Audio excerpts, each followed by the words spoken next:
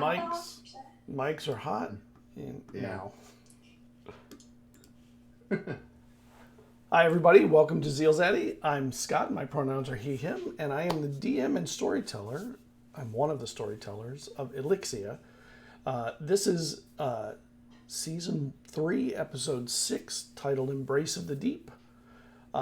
You can follow ZealZaddy on all the socials at @ZealZaddy. And you can pick up our product that we create, the supplements we create for D&D on DriveThruRPG. I'll drop a link in the chat in a little bit. And we have a sale going on right now where you can get 25% off our products. So go check them out. We have a lot of pay what you want products also. So those should be fun. Let's bring everybody on.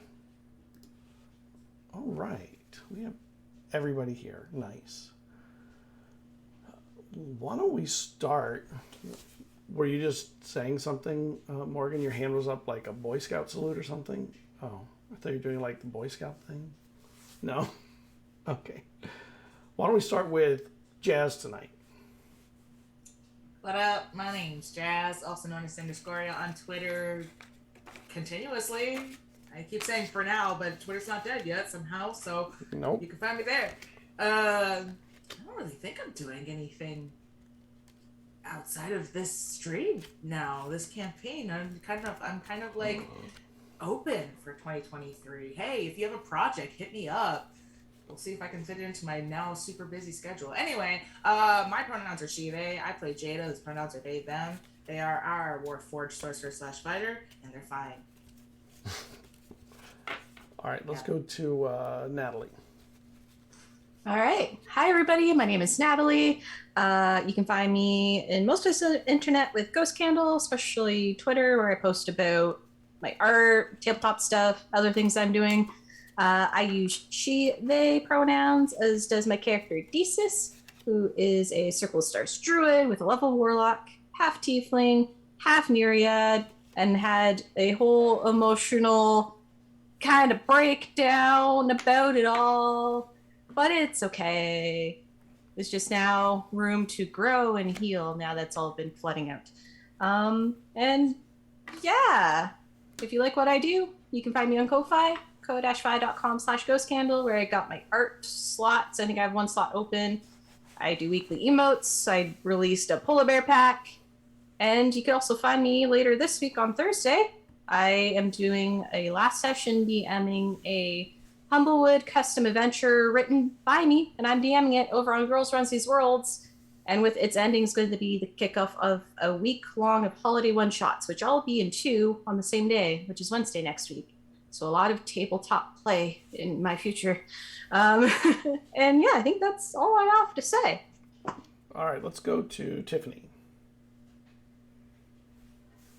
Hi, I'm Tiffany. I play, I'm a she, her. I play Cerridwen Sagewynd. She is also she, her, and she's the bard of the party. The bard of the party who was basically in the midst of her own depression, and last week realized that her team needed Team Mom back, and so she steeled herself to take that role on again, especially after she realized that Desis is in fact only 19, which is younger than her own child. So she's just oh, that's an oversight. I looked. So now she's gonna try to figure out how to be Team Mom again. As for what I run Dungeon Damsels, which is a 5e homebrew campaign that I run, and the main characters are all female. And if you don't want to get into a really long campaign, which is what mine is, you can also watch our Christmas special. And if you're not Christian, actually it's the Nutcracker, so it's not even it's the Nutcracker special. It's not even Christian. But if you want to learn about Hanukkah, I did a Hanukkah one-shot that's based off the historical events. So you can check that out. And that's my, that's just my fire alarm going off. Is that your Hanukkah beep? Oh, it's your fire alarm. It's fine. All right, let's go to Blake. Hey, what's up, everybody? I'm Blake. Yeah, I play Hipley Amberwater. Um, Again, I like to read, I guess. So support your library if you can. If not, local bookstores are pretty cool too, or even like used bookstores. You can always donate your books to libraries as well. So yeah, support your library if you like reading or get into reading. Nice. All right, Morgan. What's up, travelers? I'm Morgan with Mindflade Mondays. My pronouns are he, him. You can find me on social media everywhere except Twitter at Mindflade Mondays. On Twitter, it is at MindfladeMun. Same old spiel. I am the founder of Mindflade Mondays. It is a website where you can hire myself or one of our amazing dungeon masters to run a game for you, your friends, or your family. Beyond our pro DMing, we also have D&D related t-shirts on sale on Amazon as well as on Redbubble. Thank you, Tiffany. We have several published pieces on the DM's Guild, and I'm actually having one that's going to be launching very soon for a Sorcerer subclass. And finally, we have a podcast called Mindflade Mondays Podcast. We release new episodes every other week.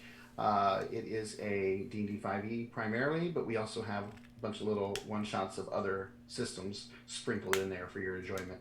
So please check us out. I'm going to be playing Eizen.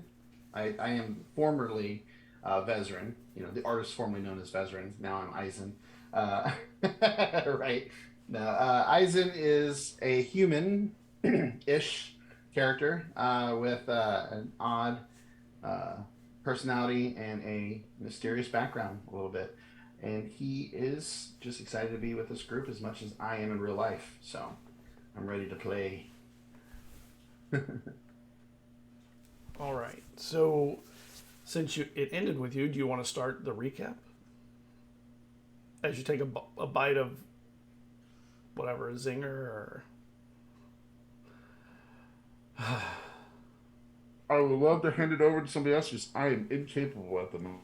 I can start because Okay. I also kind of started the session too as Desis, where Desis went and had a one-on-one with Jada, where they kind of talked about their feelings, mostly Desis's feelings about, going to see potentially her mom and how things were after coming back and all those pressures and how they both kind of had a plan of going to Nios before everything was happening. And just kind of the mutual, I understand that you feel it's your fault, but I also feel like it's my fault about everything. Just that quiet understanding. And yeah, Jada was we're not on. helpful. No. Jada was there for emotional support, which I don't think you should ever go to Jada for that. So No, trust in Jada's apathy. But yeah, and we're on a boat, which is still sailing over to Wythe. We had one big stormy night in which Hipley was on deck for and has been remaining on deck for the whole adventure up to this point. And Desis joined the crew as well as the other three were below deck, and a soul was talking to Jada. Yeah. oh Iona. yeah, that was a lot of fun. So that mysterious voice crying out that Jada's been hearing for some reason that they totally thought was a ghost. Not a ghost yet. A soul. Soul named Kind of, Ono. sort of, though. Iona? Was that her Iona. name? Yeah, Iona. Yeah. Iona, the daughter of the man that Vezran made a blood pact with, ?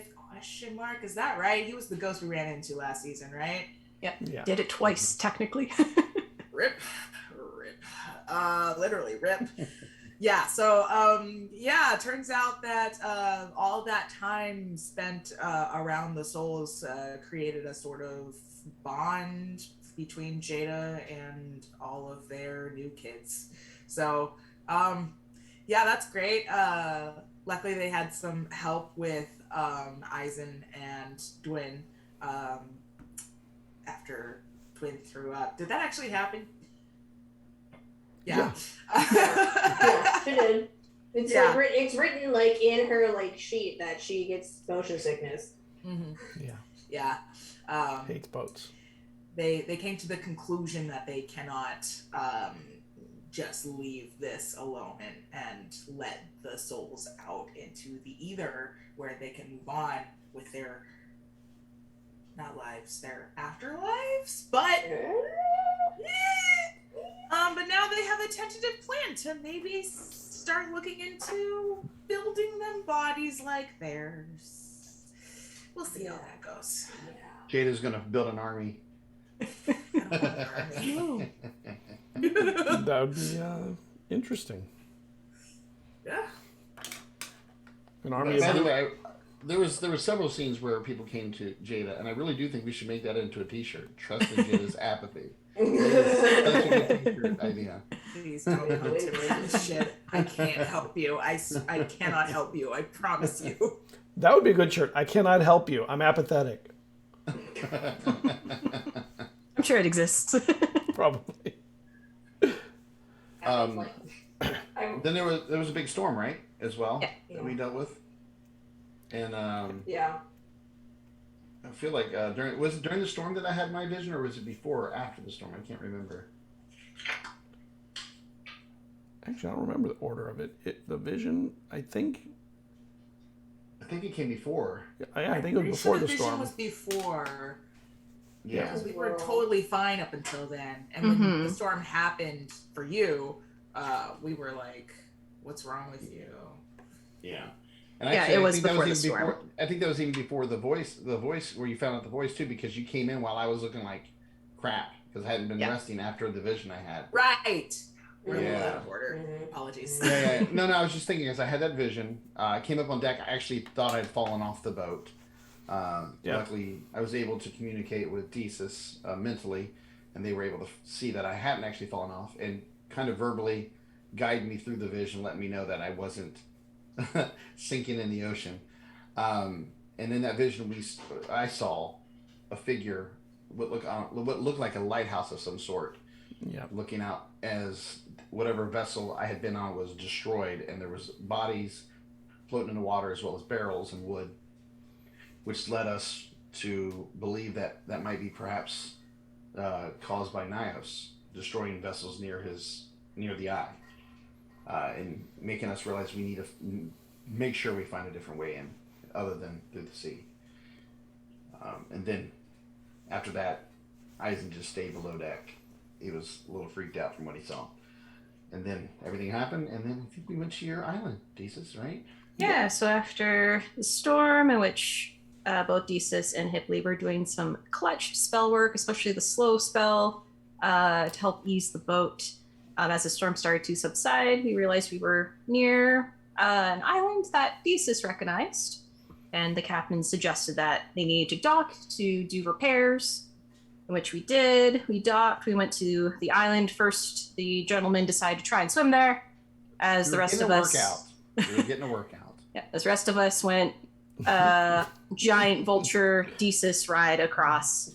And yeah, Desus got a little pensive looking at the home that seemed to have been completely wrecked by tidal waves and abandoned, till she saw Stick with a shell up on the hill and had a bit of an emotional breakdown about her resentments and feelings of abandonment from her parents.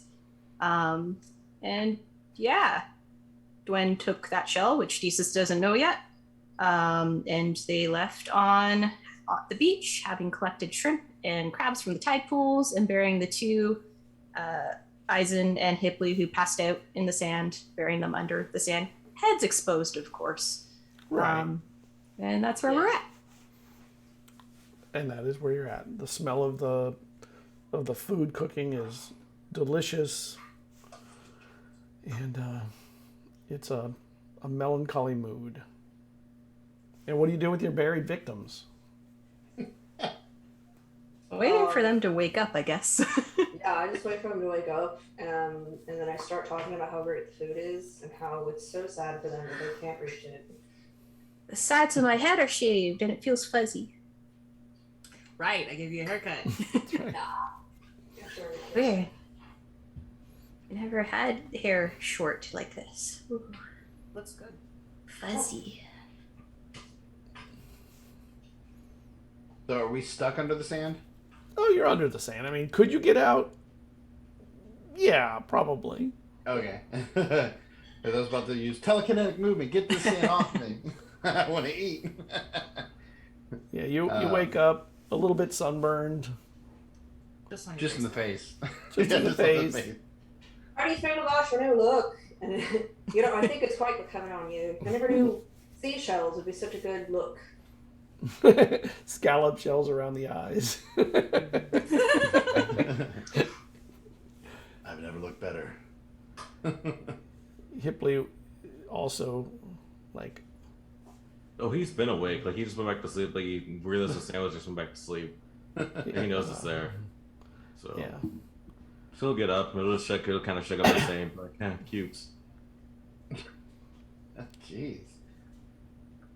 And the food is ready.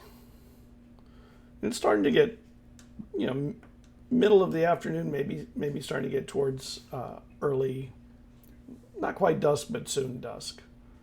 So there's time to eat and maybe get back to the boat if you want, or just stay on the island, whatever you want to do. So do we have an estimate of how long the repairs will take? They said it would take about 2 days. Okay. Well, we can. Is there any native fruit on the island? There would have been. Oh, okay. So there's nothing cool on the island anymore. No, there's seaweed of different types in the wading ponds you can gather. That's where you got the shrimp and the fish and the crab. And we're a very seafood focused place. Yeah. Well, we can just go see if we have on the ship or something. Yeah. So you eat and then head back to the ship? Is that what you're saying? Fine. Okay. Yeah. So the food is amazing.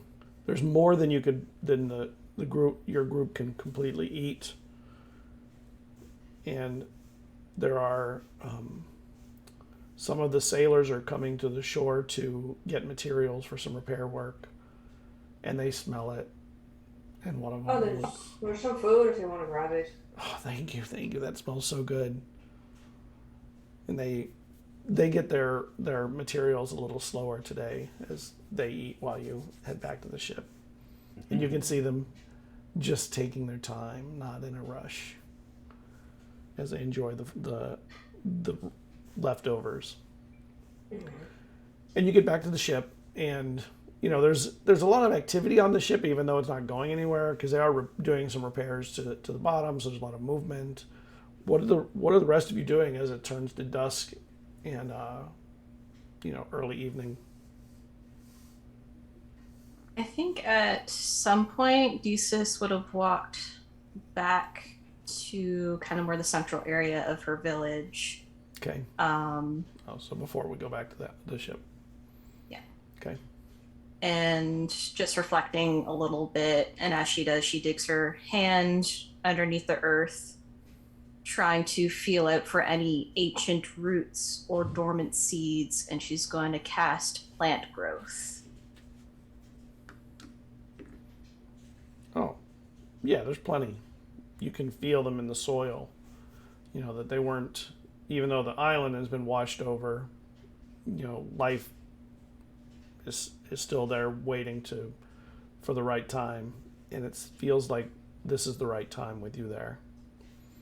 So you get the plants going again.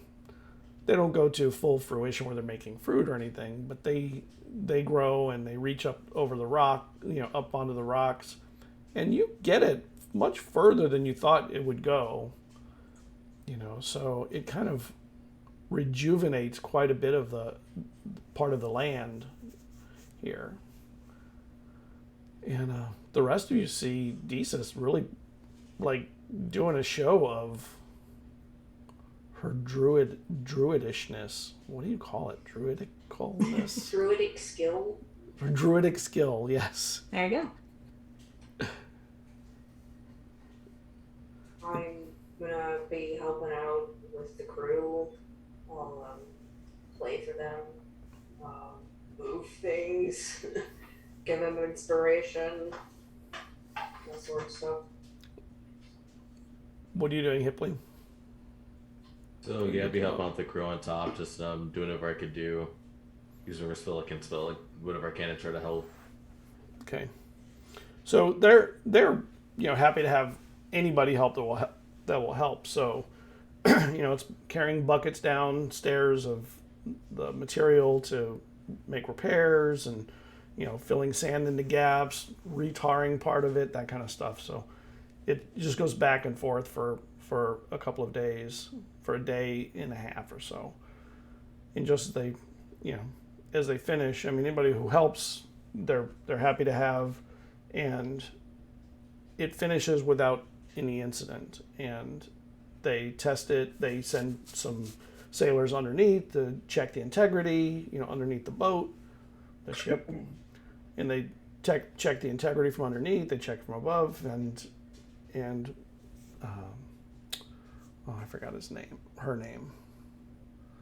The captain? No, not the captain. The first mate. Mulleth. Yeah. The Goliath declares everything is safe now. Ship is been repaired. Thank all of you. I thank all of you. What happened to the island? It was a brown rock before. Point at thesis. Wow.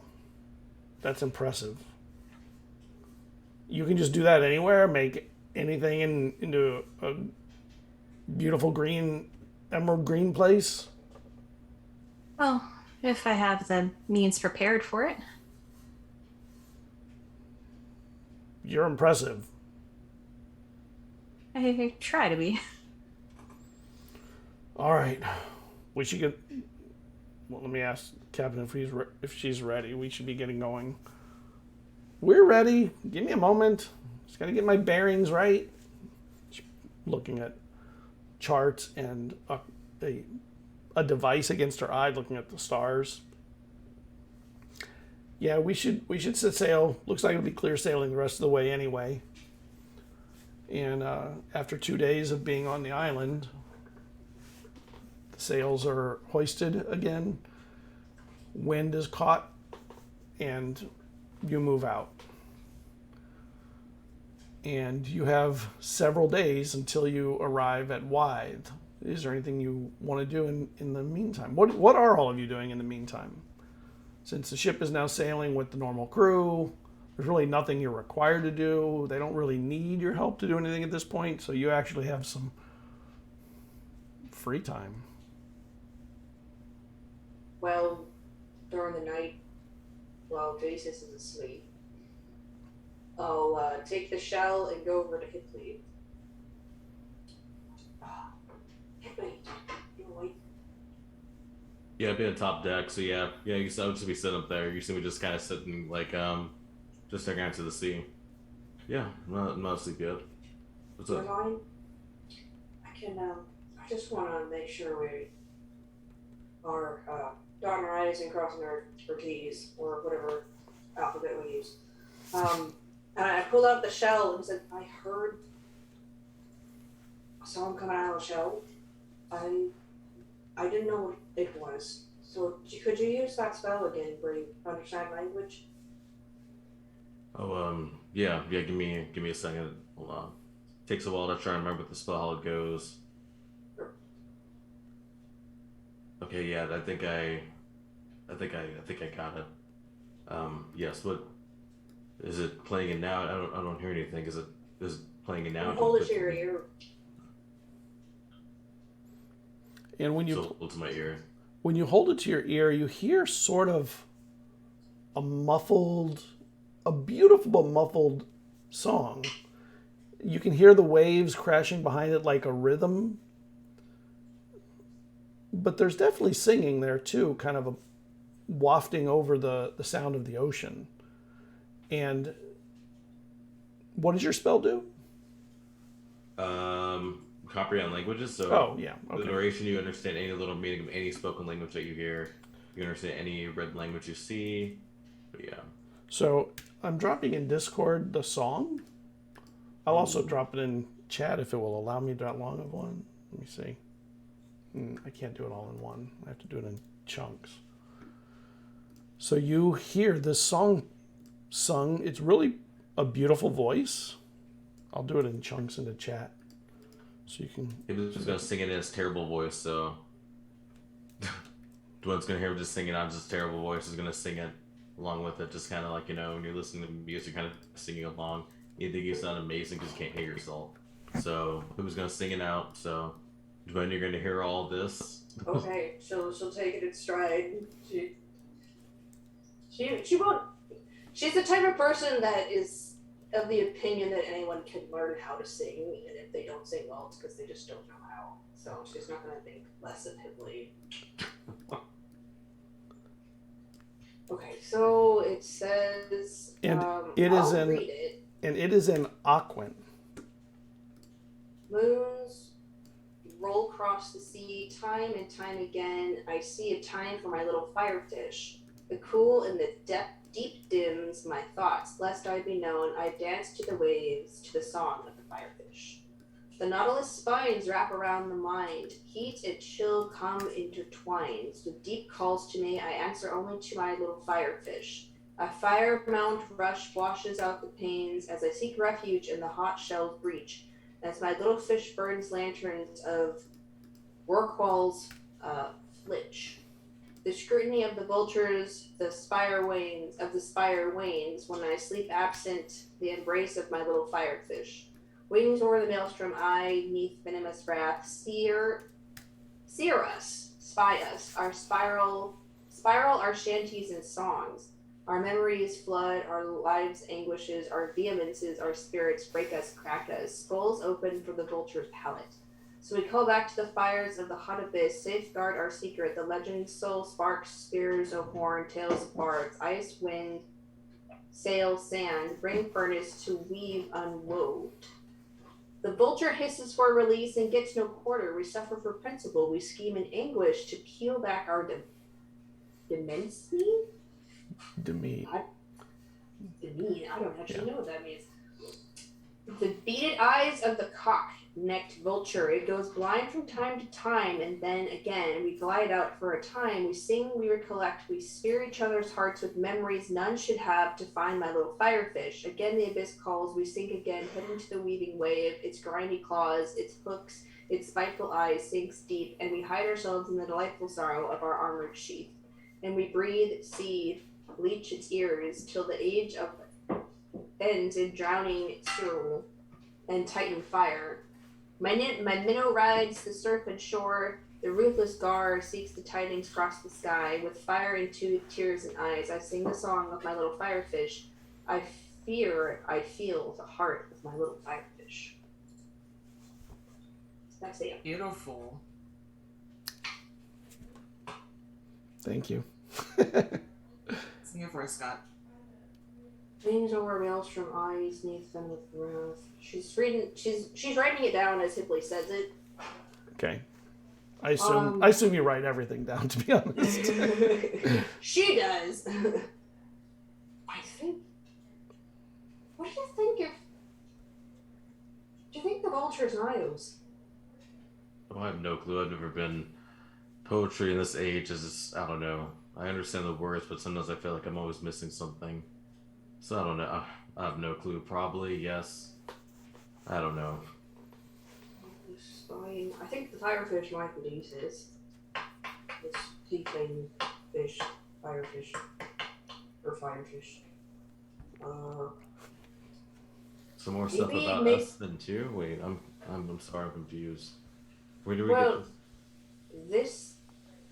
Well, I think what's happening is Nios is somehow keeping Decis's mom at bay, keeping her away from Decis. Maybe?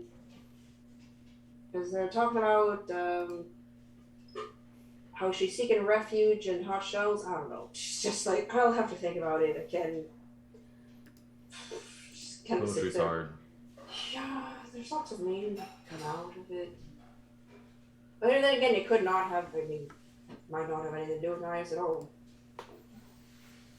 That's just your judgment. You've been wrong before, so not to go with it. I mean, poetry means whatever it means to the reader, so if it means it to you, then that's you just say it's not. Real quick, I told you guys about the vision I had, right? You guys, because you guys all came up Were you drowning? when I was drowning. Yes, Yeah. last episode.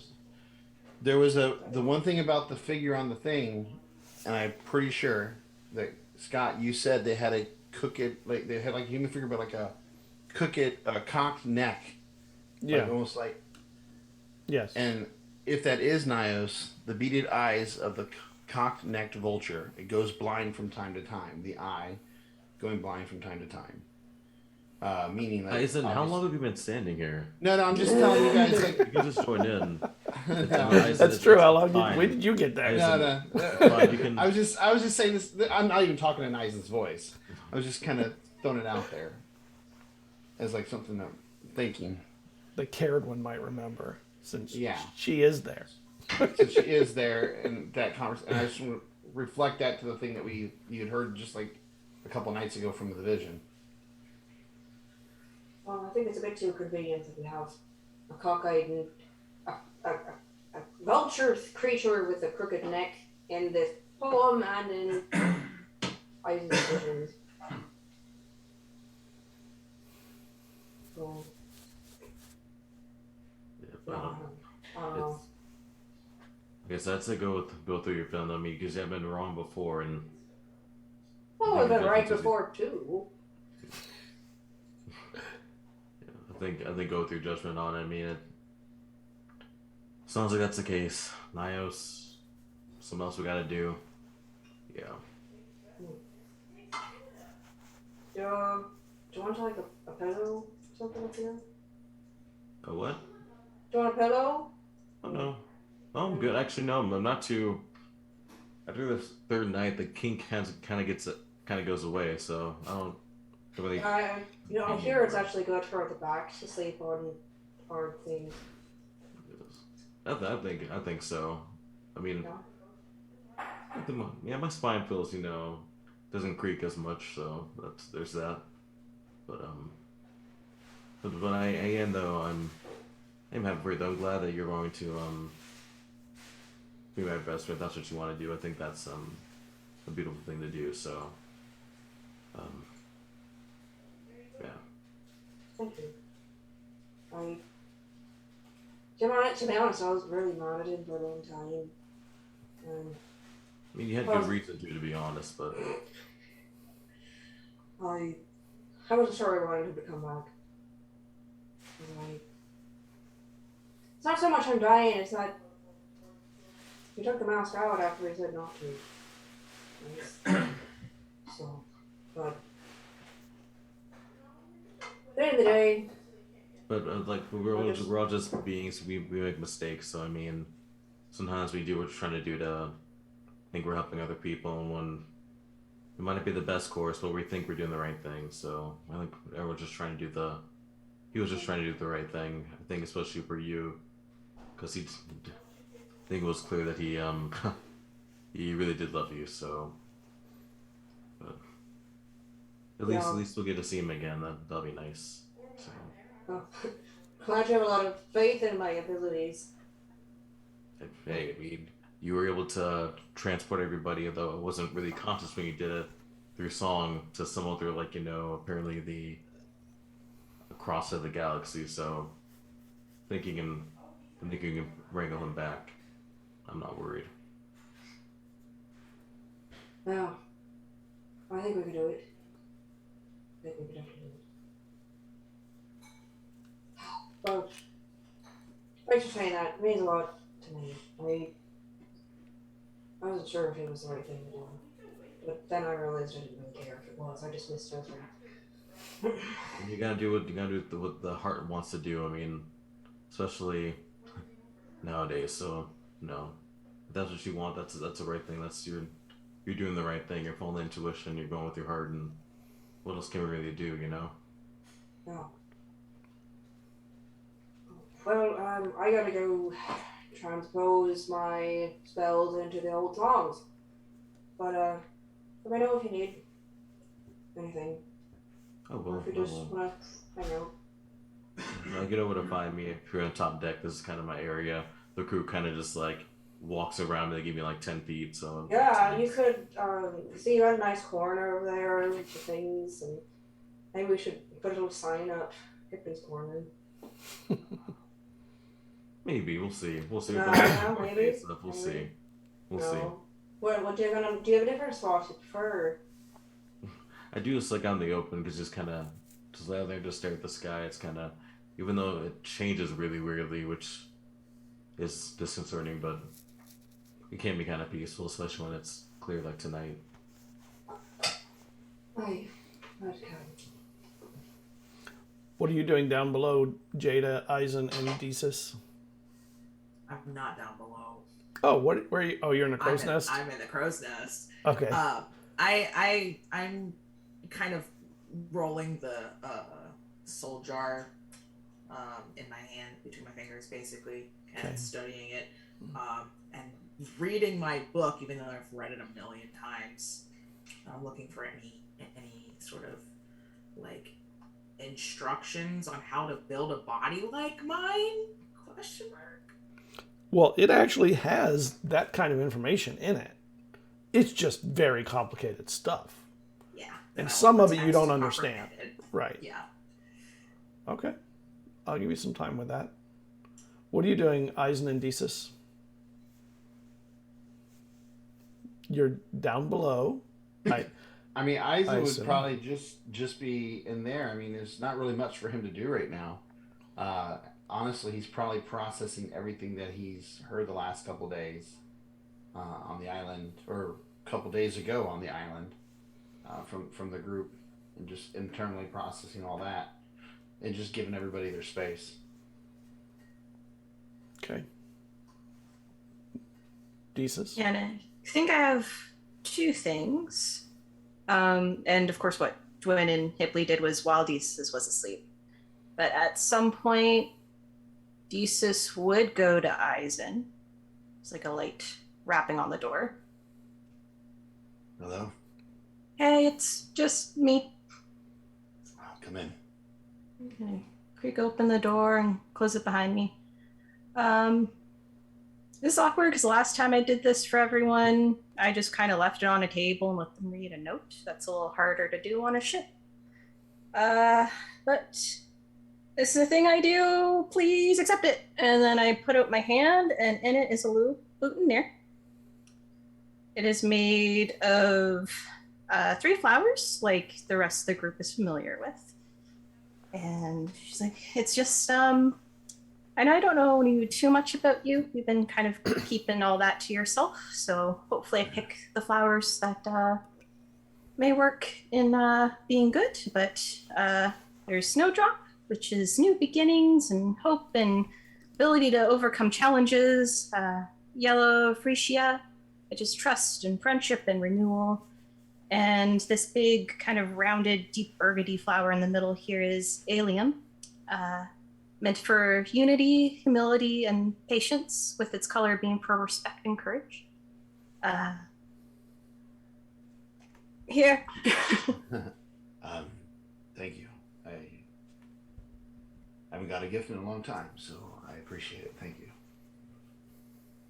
And he'll put it on kind of like where others have theirs, or where it would make sense to wear it. Does this look good here? Yeah, that looks good. I appreciate it. I wish I had something to give you in return. Again, not really used to receiving gifts or even acts of kindness. Most people, don't really appreciate a merchant's son, So. I mean, I'm a daughter of a fisher, so. Yeah, don't worry about gifts. You were there for my emotions, and I just trust in you to keep that respect and trust. Oh, of course. Oh, that's all. Man, family is definitely tough. not always there for you, but I found the best family are the ones that you make in your life. It's not always necessarily blood. It's the people that you pull around you when you need them the most and are there for you. And that's what family really is. I think you got a pretty good family here. Yeah. Whatever fates pulled us together worked out pretty well. And I hope I can help keep it all together.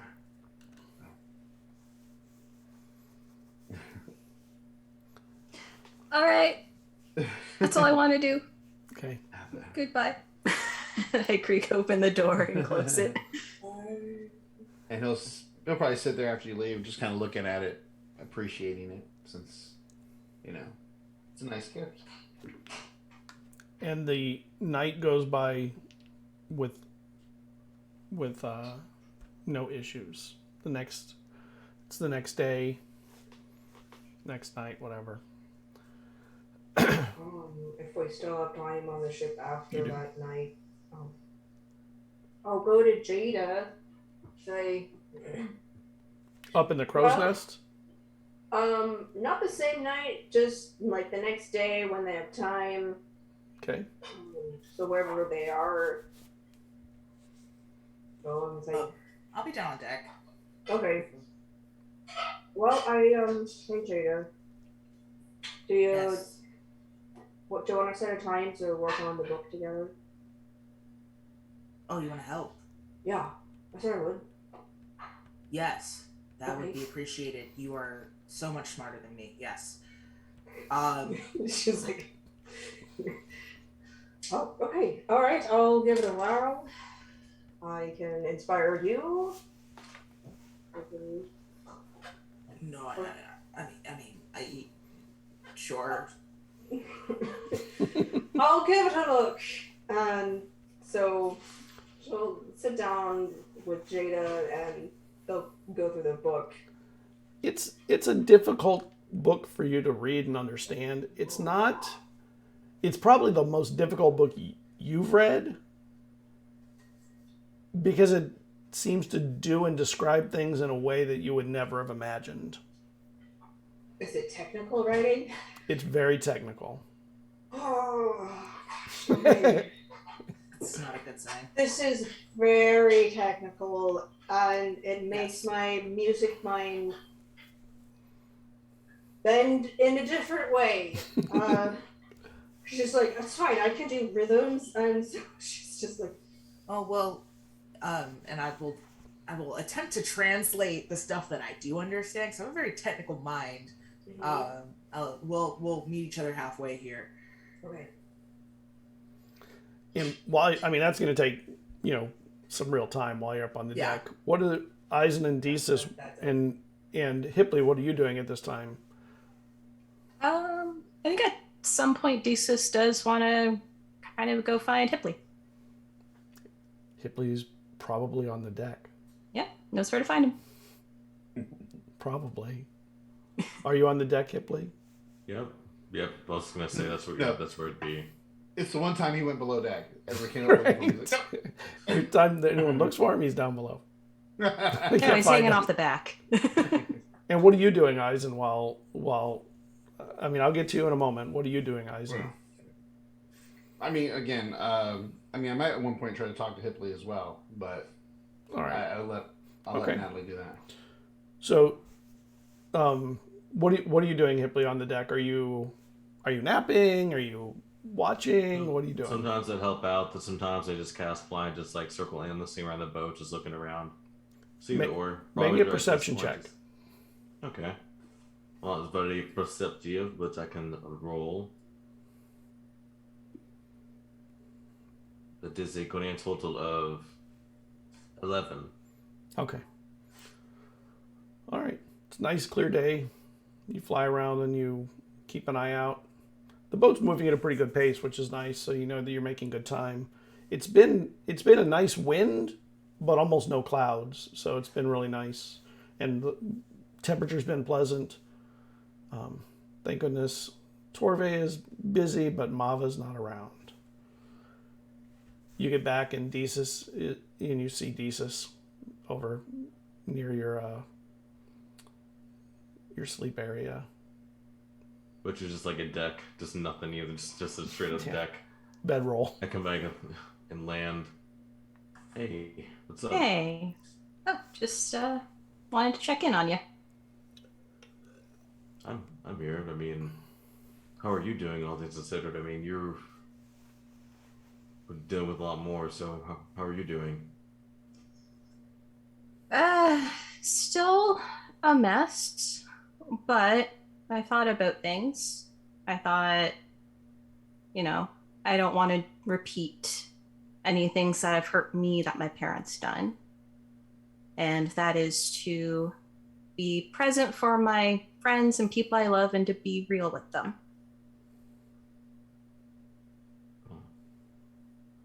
And I would say whatever you choose, it's valid either way. I mean, if you are mad, that's still valid. So, but that's. Oh, there's always going to be that surface level of resentment because, I mean, my dad is dead, so he can't explain himself. And I have no idea if my mom is alive or dead, so who knows if she'll get to explain herself.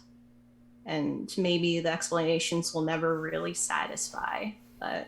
Forgive me if I'm wrong, but did they tell us about, because you saw your dad, right, through your connection with your patron? His ghost was used by my patron. Do we know, I don't think Hippie knows about that, right? Do any of us know? I think the one that truly knows is Vezrin, because he was kind of watching over Desus. True, so never mind. So like, well, I mean, I'm sure maybe in some afterlife you might be able to see him again. I mean, if there is with all the gods and their ruckus they're causing now, but at least we get to see if you still want to.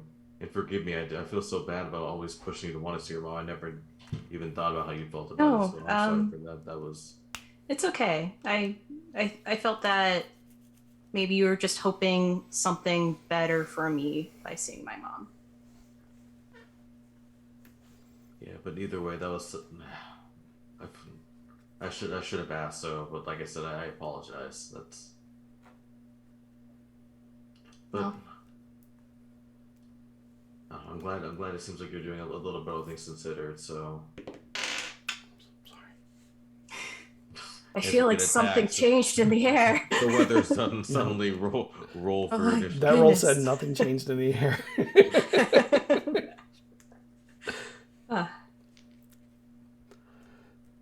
And you are, Hipley, after all the flying around, a little bit tired, and it's starting to become dusk. So you know you're probably a day or a day and a half out from Wythe. And Jada and Cerridwen, they bring over some candles for you to, or not candles, they're more lamp people. They bring you a lamp to continue reading by. And Are you talking to me? No, I'm saying Jada and Cerridwen, they bring a lamp too, so they can read because they know they're reading some kind of a book. And Mullith brings over a table and some chairs to give you some space to read. It's an easy cruise at this point, it seems. So they're really kind of allowing for you guys to have space and time and no stresses.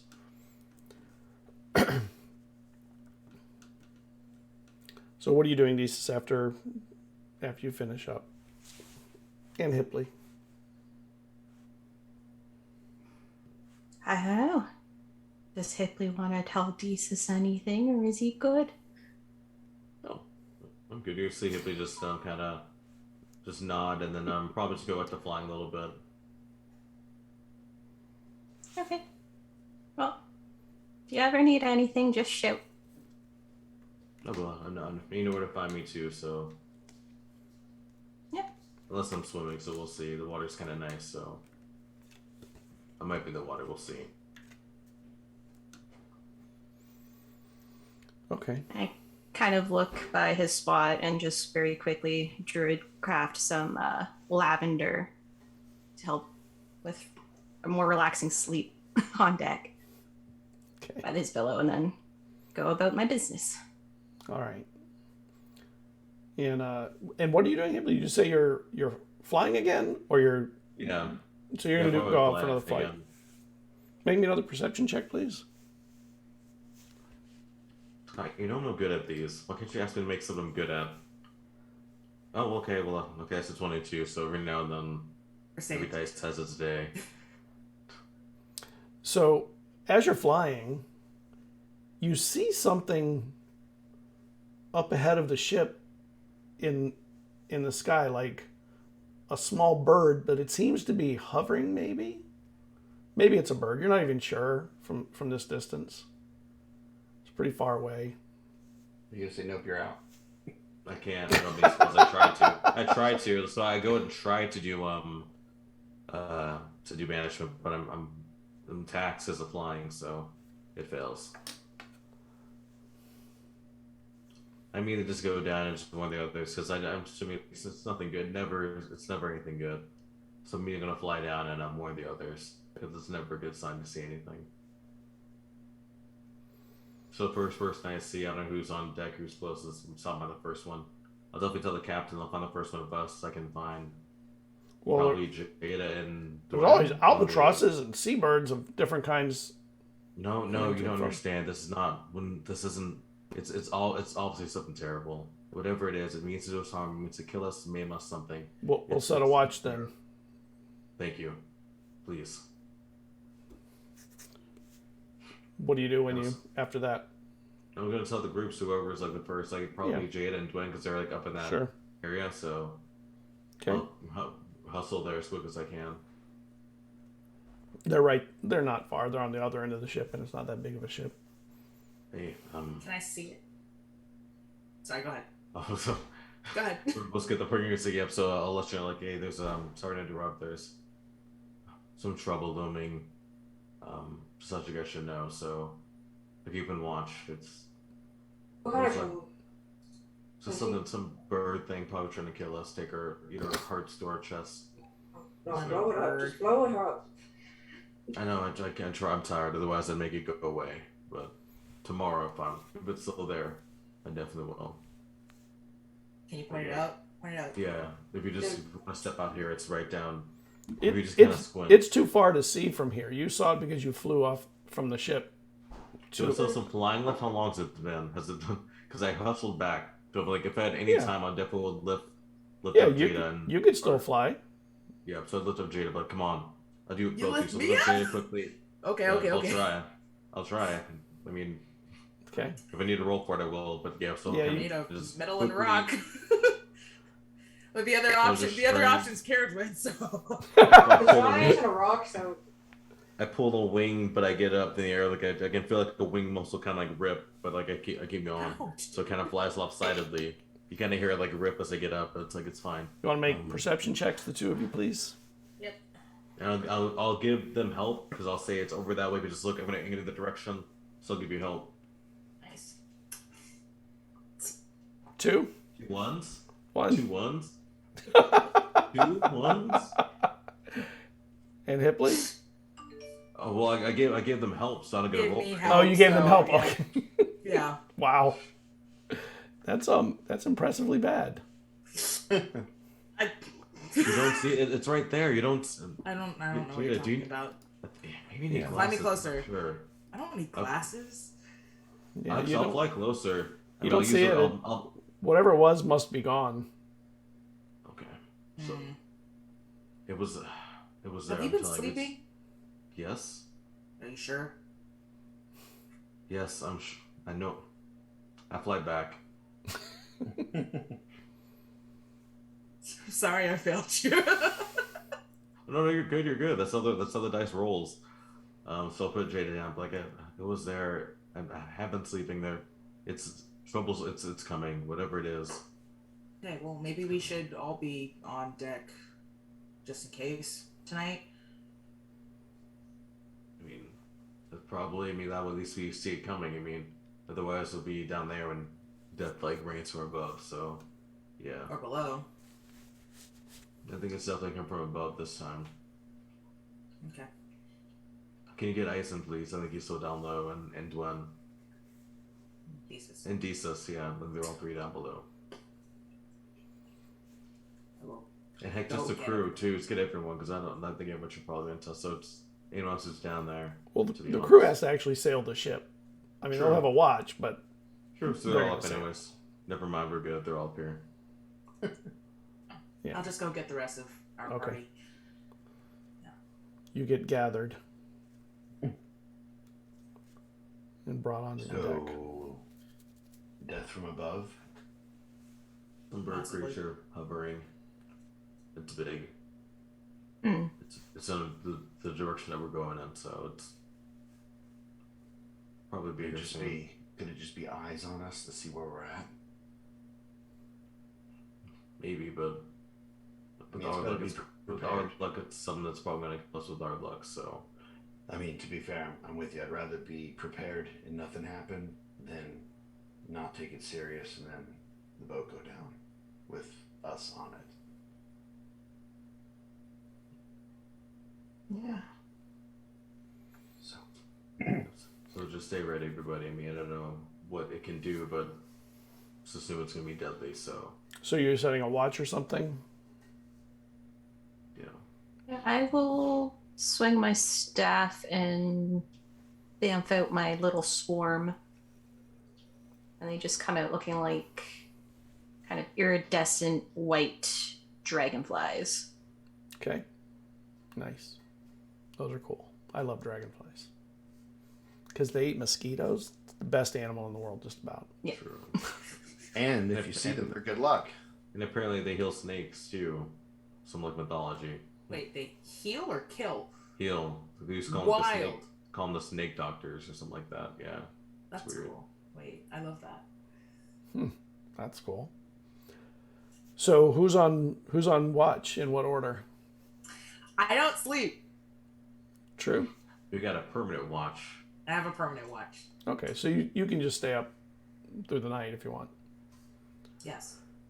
Hipley's a little tired. He's flown now twice around, carrying you one of the times, 3 times around actually, and carrying you one of the 3. So what about the Yeah. rest? What are you doing? Sleeping and just letting Jada do the watch, or doing other stuff? I mean, probably sitting up for some of the hours, that way they're not alone. Yeah. Things like that. Hey, love your company.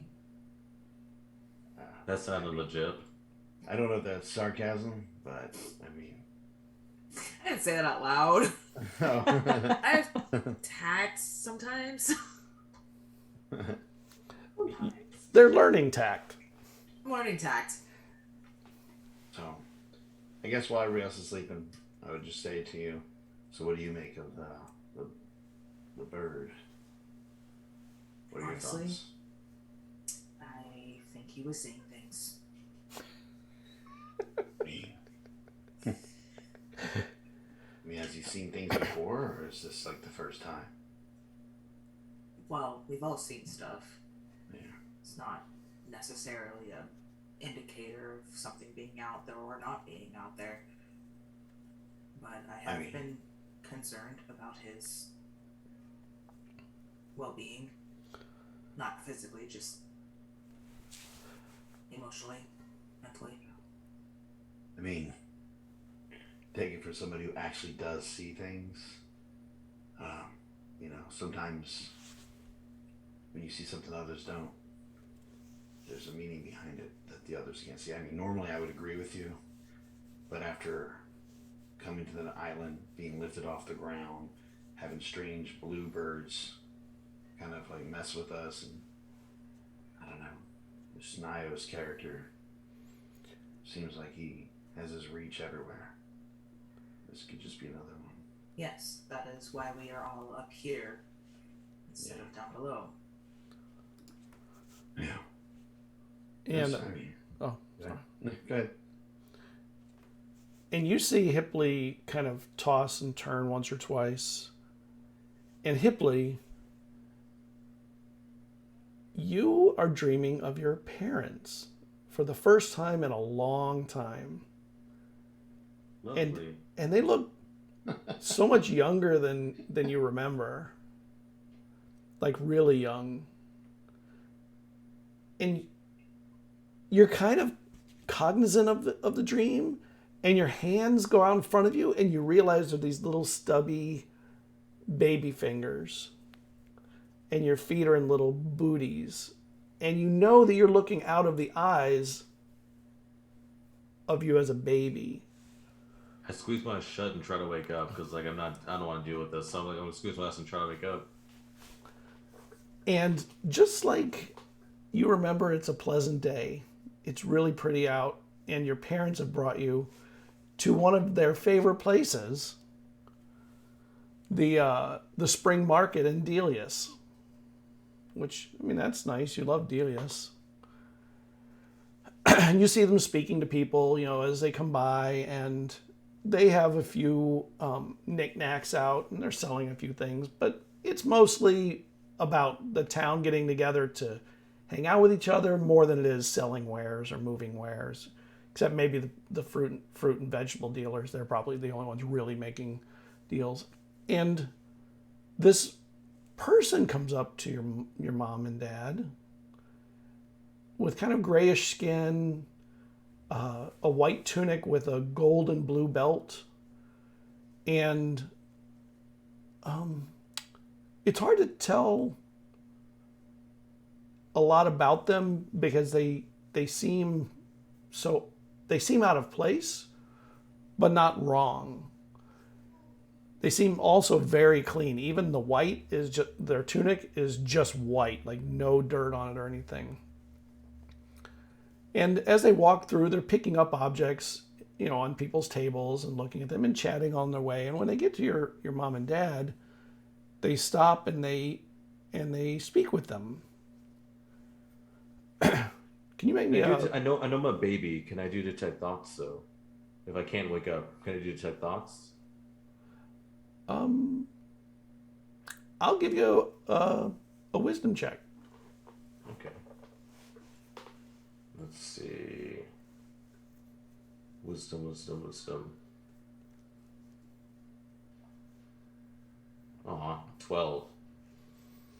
And you hear him say, I have great interest in books, also stories, local legends. And your father, he looks at him and goes, we have no books. Well, then perhaps tell me a story, he says. And your father looks at him like, we ain't got no stories. And he starts to walk away, and then your mother sort of yelps, I have one. And your mother never tells stories, by the way. Like, that is anathema to your mother. But she is young. Maybe this was in her early days. And he looks at her, and she asks him, can you get us some tea? This one may take a little time. And your father's like, okay. And he goes into another vendor and gets some tea. And as she starts speaking at him, the person there notices you and smiles at you, like a warm smile. And your mother starts, there was a cruel woman used to live in the bent house down yonder, and points to a direction in somewhere in Delius.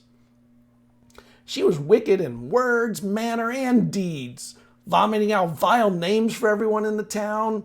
Her voice was like the screech of a vulture. One day she called my mama and I grimy desert worms because we so much as suggest a little whitewash for her home. Well, my mother would have none of that. And although she was a small woman, she rose up tall, nearly as tall as her chin.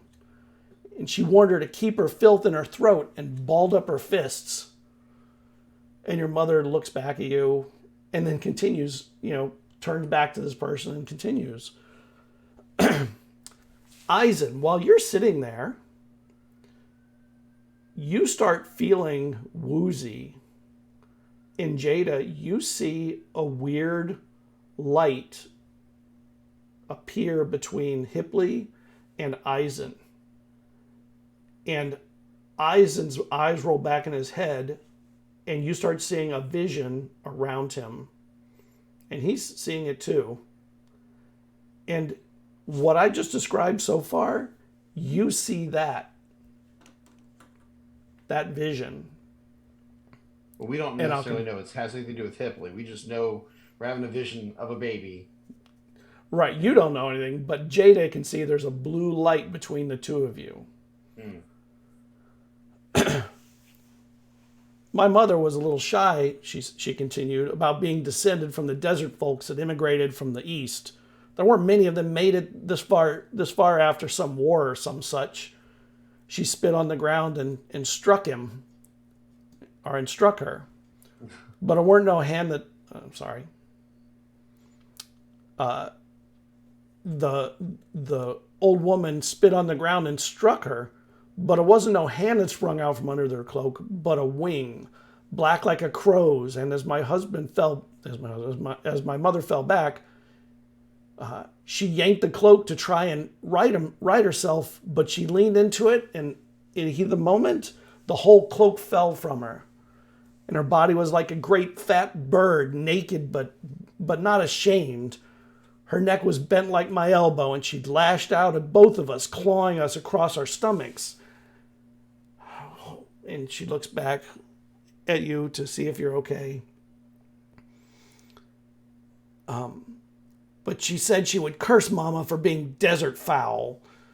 Mama started going to the library of Ta'ana after that, reading up on what she was. She never found much, but it didn't matter, as the vulture moved away soon after, and no one minded that, I can tell you.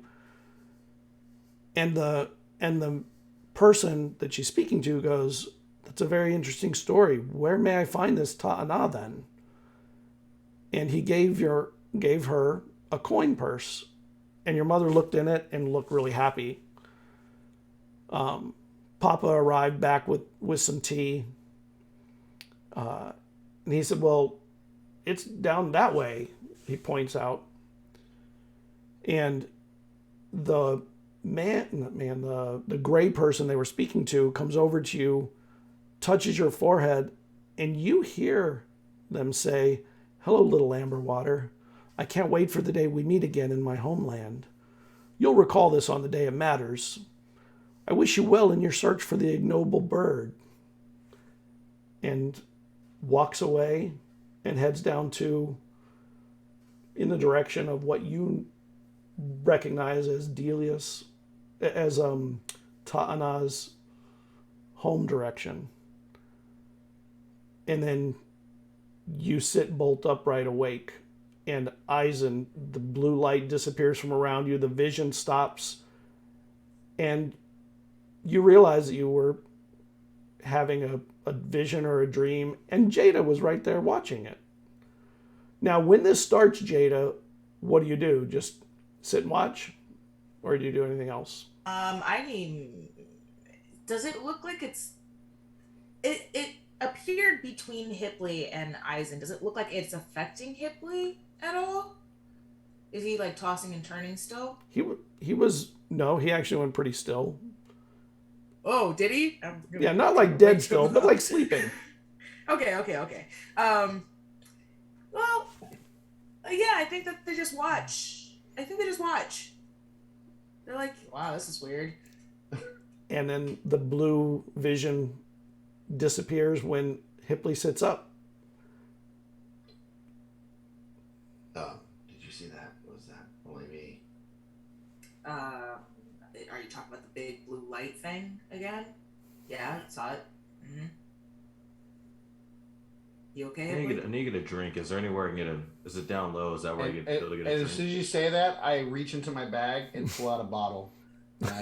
Awesome. And I also have a glass and I pour you some.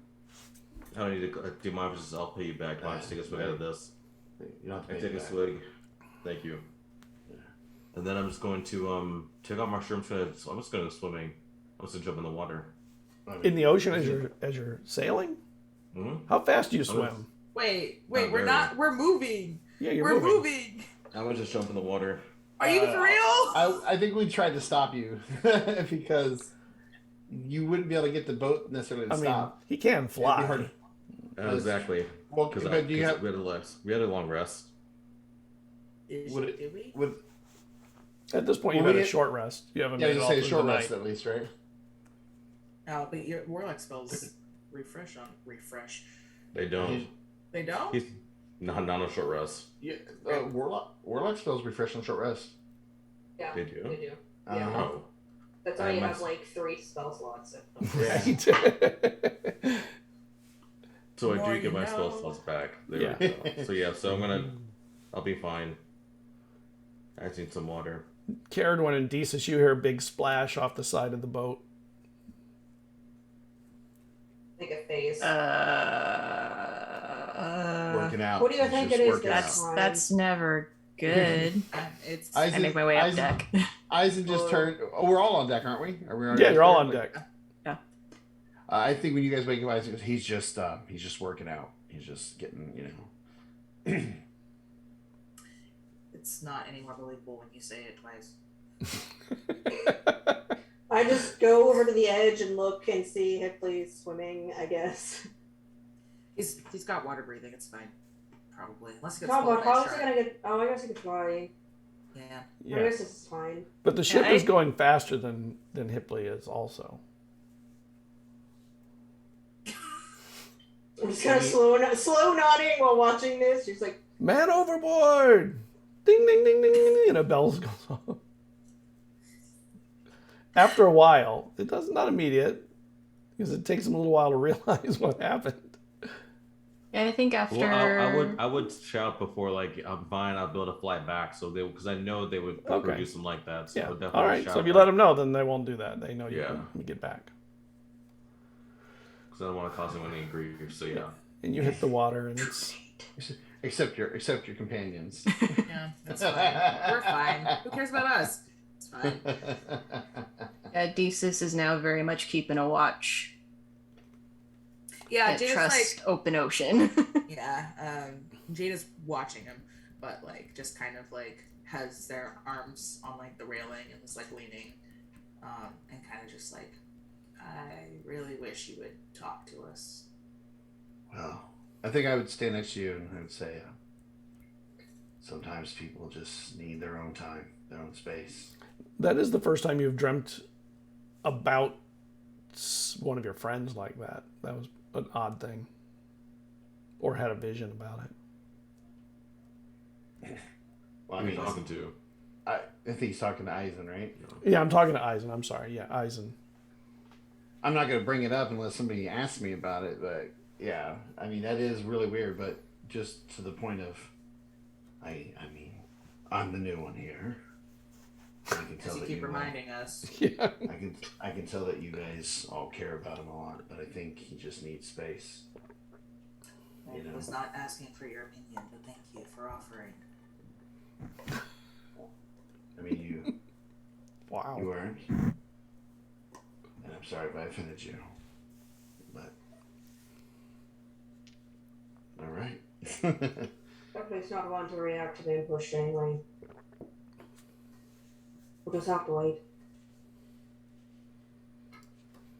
Why did he jump off the edge? Just how that happened? I think he was dreaming. I think. Oh. I'm not entirely sure. Okay. Was he actually We've seen his mom before, right? In the We dream saw a memory. realm? Yeah. So we know what they look like. So I would be able to tell that that was his mom. Yes. So then, yeah, I would make the connection that it was probably a dream that he was having. Either that or Eizen is dreaming about Hipley's parents. That's weird, dude. Well, Or Hipley's mom's got it going on. There we go.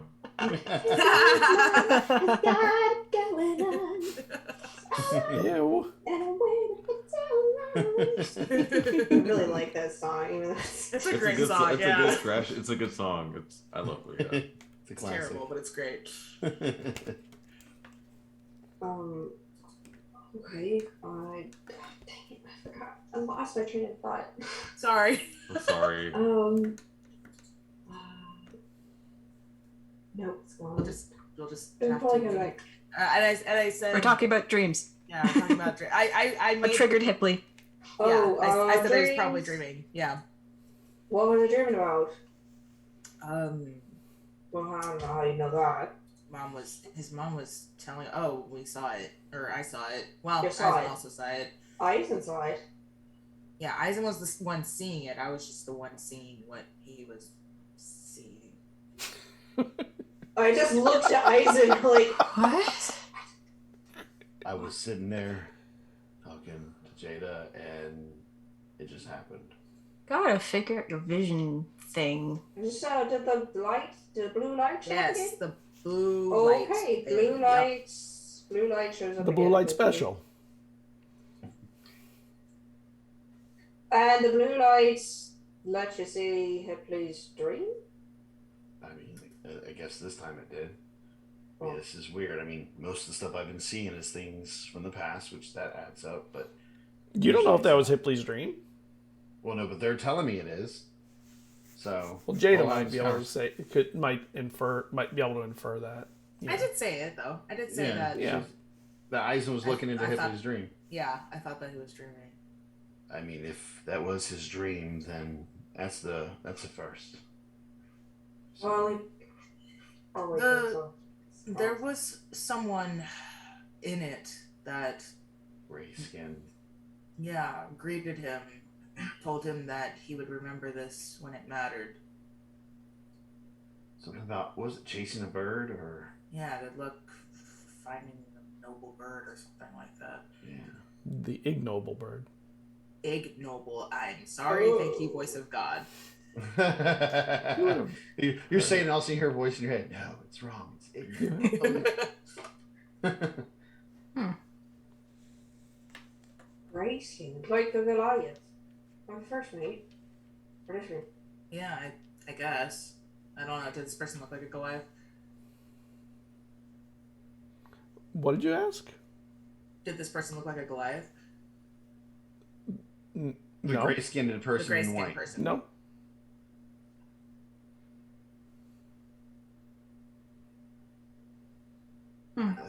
In the dream, his mother was telling a story.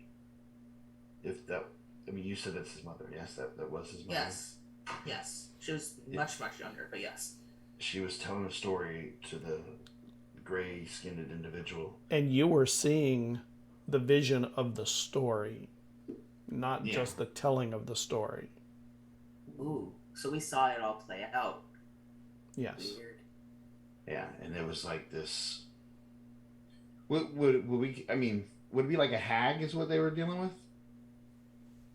Something hag like, yeah. Something. I mean, I'm sure I've heard stories of hags. They seem to Yeah, be but- kind of prevent. But also bird-like. Yeah, it was like bird, like again, crow, like a vulture that's come up a couple times. Vulture, like woman they pulled off the cloak, and it was like a full-on bird person underneath, kind of, sort of. Was the face still humanoid, or was it bird as well when they pulled the cloak off? It was kind of birdish. Okay, so yeah. So So, it was very odd. so wait. I mean, you've seen a kinku. Most of you have seen a kinku. Or, yeah, you have never seen an Aarakocra, but you've met a kinku. So you saw Somewhere. the story within the story, not just being told. Correct. That would mean that we're not only getting a potential memory from Hipley, but we're getting a vision within the memory. Yeah. Layers upon layers. Is Desus with us? Yeah. Yeah. I'm keeping an eye on the ocean waters in Hipley. And Ipley's sort Are of you- fading are you back within- from the ship. I mean, he's swimming, though, so. Are you in the conversation or far away? I think we were all kind of went to the back of the ship to Okay, keep so an we're eye on kind of Hipley. there. All right, so look over at Desus. Hmm. Desus, don't the Nereids share memories? That's like what their magic's based in, is this memory. Yeah, Maybe- that's what they told us. Maybe the Nereids are trying to communicate to us through memories and visions. Huh. That would be interesting. I also also had a thought. Your pearl from Cragweir? Yeah. They're getting the visions, right? They're what? The pearl from Cragweir gave her visions, right? Yes. And what is the nature of your connection to Cragweir? He found me drowning in the bottom of the ocean, and then I woke up in life. Oh, okay. So you fell off the ship and almost drowned, and he saved you. Okay. He also wanted me to stitch him back together, which he said the process has already started, and he's apparently a patron of the Nereids. Yeah. Oh, okay. All right. Okay. The wheels are turning, and then she's just like, so, confession time. I took the shell, and because it was singing to us, and then I had Hipley translating with his spell, and so this is what the poem said, and so she's reading the poem. She's like, okay, so it says the moon rolls across the sea time and time again. So there's moon cycles, right? I see a time for my little firefish. I think you're the firefish. I'm not sure. I think that the Nereids, your mom, are in the deep dims, because of Cragweir. He protects them from the Eye of Nyos, who is, who is represented as this vulture creature, and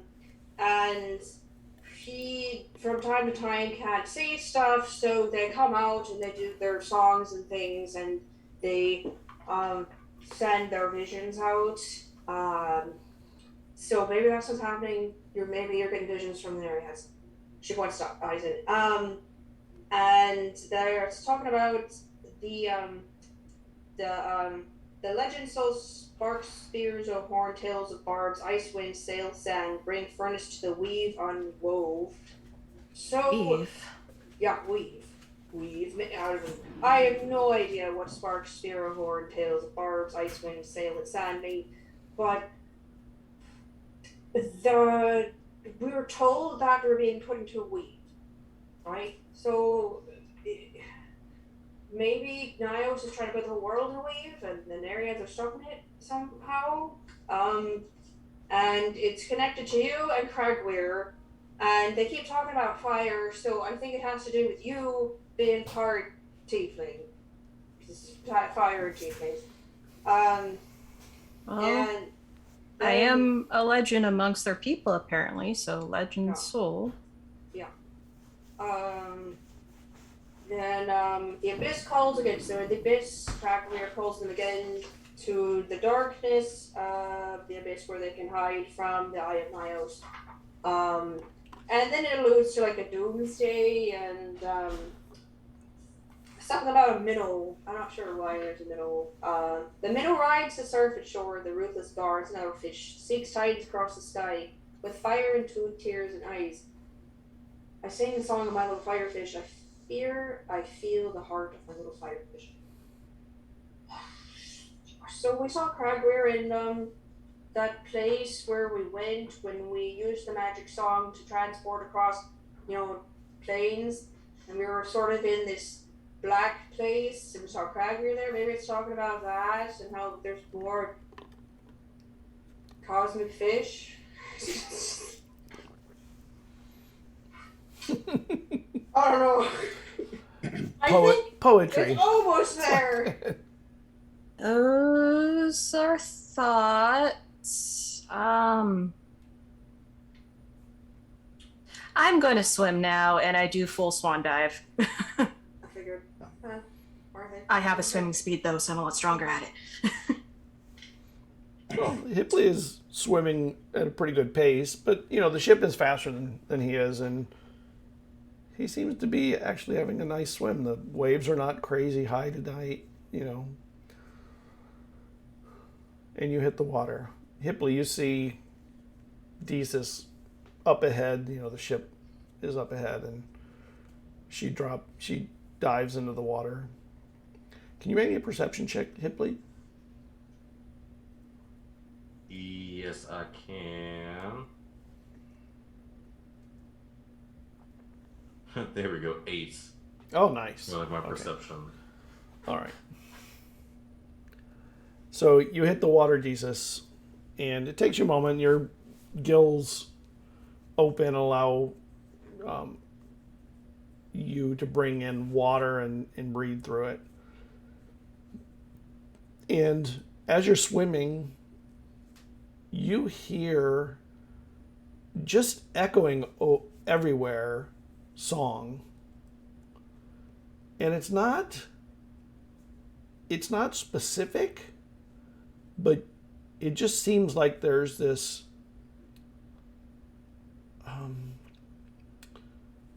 this muffled singing, just crisscrossing and everywhere, and not seeming to come from anywhere. Like being in an echoey room.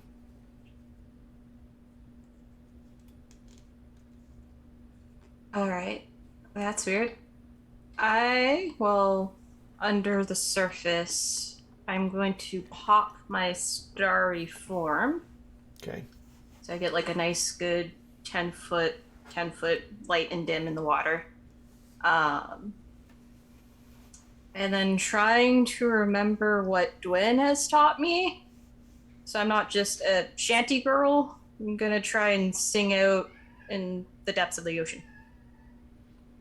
Or from your stomach. Diaphragm. Make I it, remember the diaphragm. You're gonna hit high notes, tighten the buttocks. Works. make a performance check, please. Oh, God. +2. Okay. That's something. This die looks performy. Yeah. Okay, it performed. 20 total. Oh, very nice. 18 +2. So, what do you want to sing?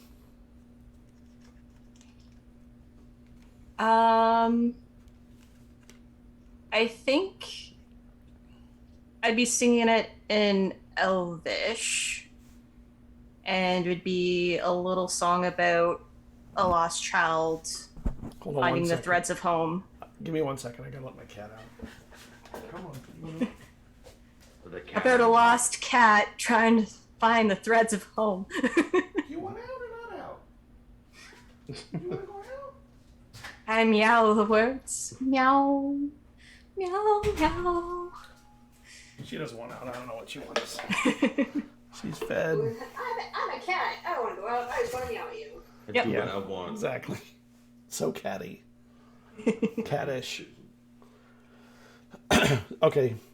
Can you start that again? Because like my cat distracted me. So No what were worries. you singing? So, yeah, picking Elvish is what I'm singing in, and just trying to create verses about a child trying to find the lost threads of home.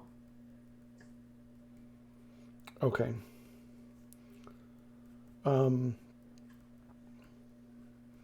So when you sing in Elvish, it sounds very. Have you ever like tried to scream underwater and it's like the water's dense so it doesn't feel like it moves much?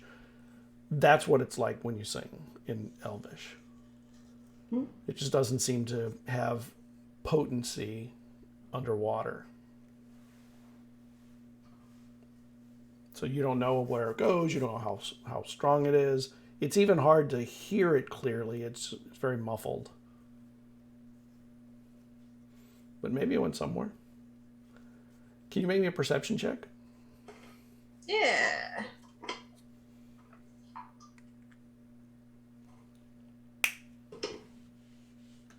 All right. 15 +7 for 22. And while you're under the water, it's a pretty clear evening. And Actually, you don't have night vision, do you? I do. I also have, Oh, you again, my do. starry form up. Oh yeah, your starry form gives. Okay. So in the water, back where Hipley is, you see something rising up from below, and he does not see it. And it looks. Let me see if I can show it to you. Let me go to the other. Nope. Give me a second. It looks like that, but under the water. And how far away is Hipley from me? He's falling back from the ship, so he's probably a good 120 feet. All right.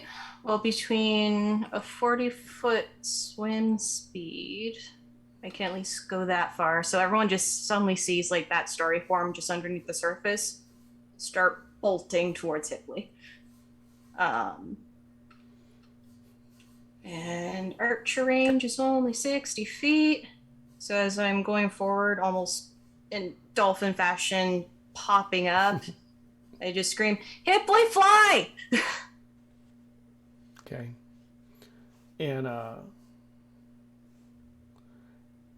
Hipley, can you make me a perception check? Like, so what I've been hearing, I don't know if I've been hearing that because I'd just be like in the zone, just like kind of eyes kind of closed, just kind of one stroke at a time. Yep, so that's a 7. Yep. So No, now doesn't hear it. I hear water. Although technically sound travels faster in the water. But it's not clear to us. Yeah. We don't. Yeah, exactly. So you probably hear something, but you hear a lot of stuff in the ocean. Wait, I can guiding bolt. That's 120 feet. That will work. So if I see Hipley's just not reactive and the creature's getting closer, I'm gonna guiding bolt the creature. Okay. Because that'll light it up if it hits. It'll light up even if it doesn't hit. It'll light up the ocean, and it'll look like you're attacking Hipley. Yep. I knew it all this time. All this time. Traitor. Remember that favor you owe me? Can the three of you give me Remember the an time you dropped initiative the roll? house on me? Yep. So my guiding bolt total is a 17 to hit. That's a 12 for initiative. Okay, gliding bolt is 17 to hit. That hits.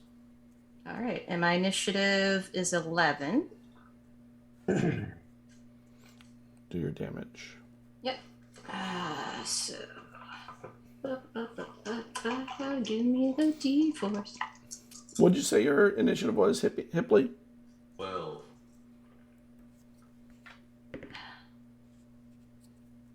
Oh wait, that's all right. It's 4d6, not 4d4. I was gonna say, Guiding should be D6. Like, what kind of Guiding are you using? I was staring at the floors. All right. Using Guiding Junior.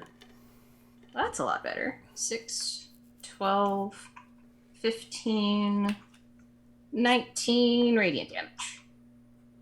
Okay. And when you send this bolt out, it lights up the creature and it lights up around it, and you see there are more even further down coming up below. And you realize there's more coming up towards you and the ship. Okay.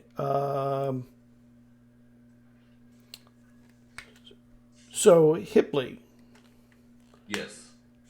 the water lights up below you, and it's kind of blinding and under there.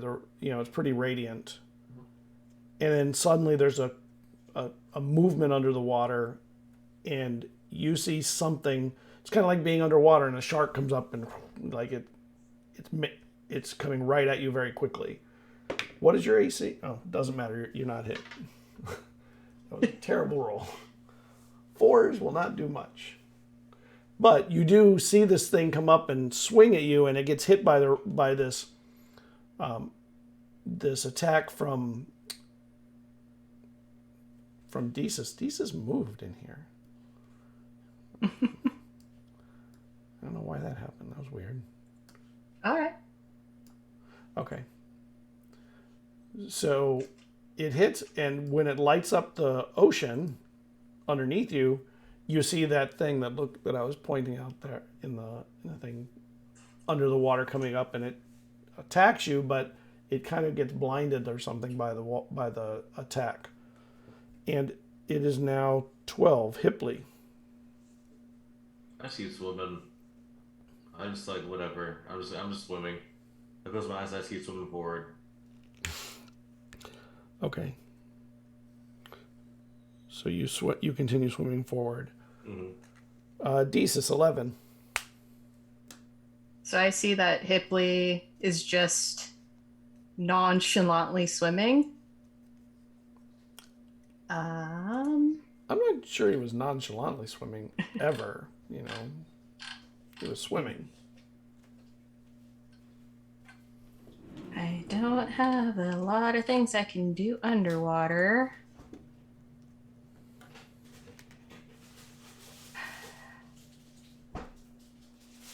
And I saw the things going for the boat.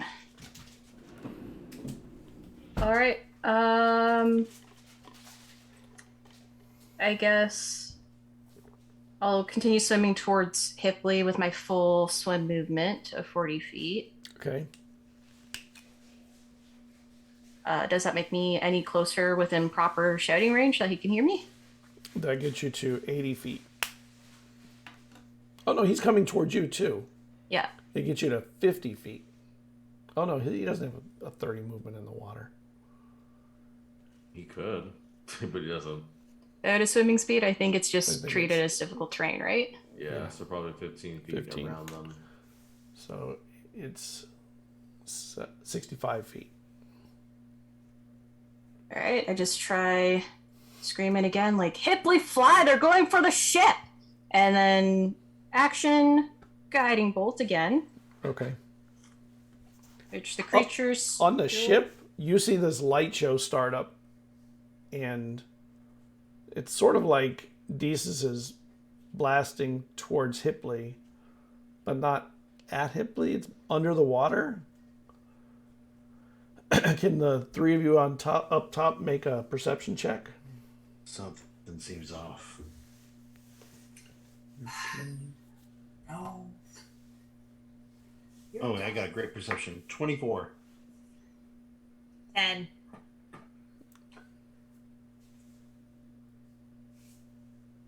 In Cerridwen? Yeah. Sorry, 26. Oh, okay. So the two of you see there are some like big fish-like shadows in the water near the radiance. Like maybe they're sharks or something. Who knows? The flash is very quick, so it's really hard to tell. But there's definitely stuff in the water. We should probably prepare. Oh, I need to get. I mean, from a boat, you can, sharks aren't going to hurt you on a boat. Have you seen Yeah. Jaws? If it was a shark, I would. I mean, I haven't been around long enough, but I would think Desus, if it was a shark, wouldn't be throwing guiding bolts at it. She can turn into sharks. She could probably.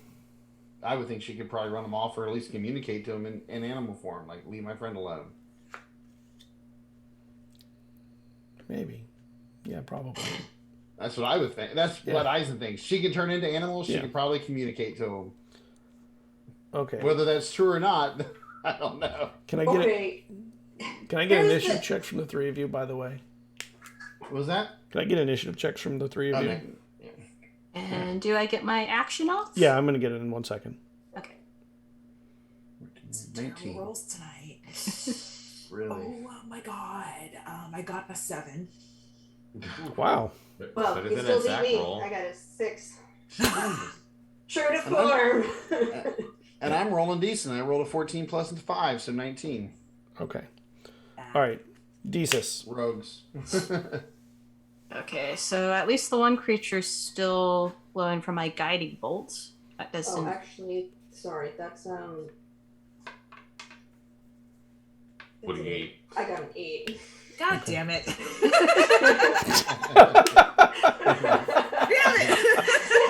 Damn it, I'm not last. Damn it, I am last. Okay. Okay. So now my... No, next guiding bolt on the same creature Yep. is 17 plus 7, 24. That hits.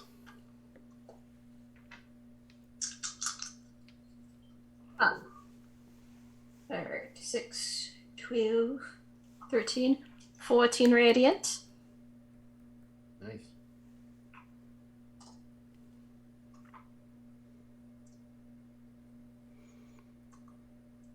Okay.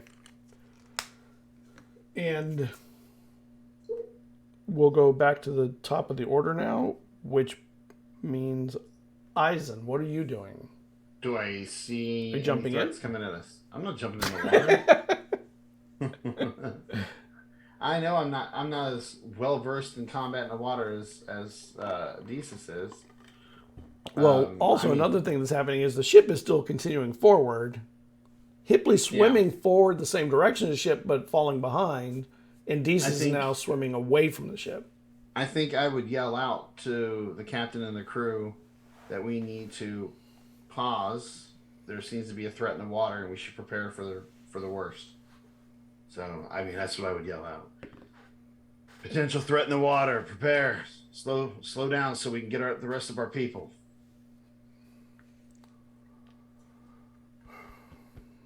And I think I would draw some blades out, ready for anything kind of thing. If I can get a lock on, and I'll hold my action in case I see something pop up out of the water that I can hit, or if something comes up on the ship.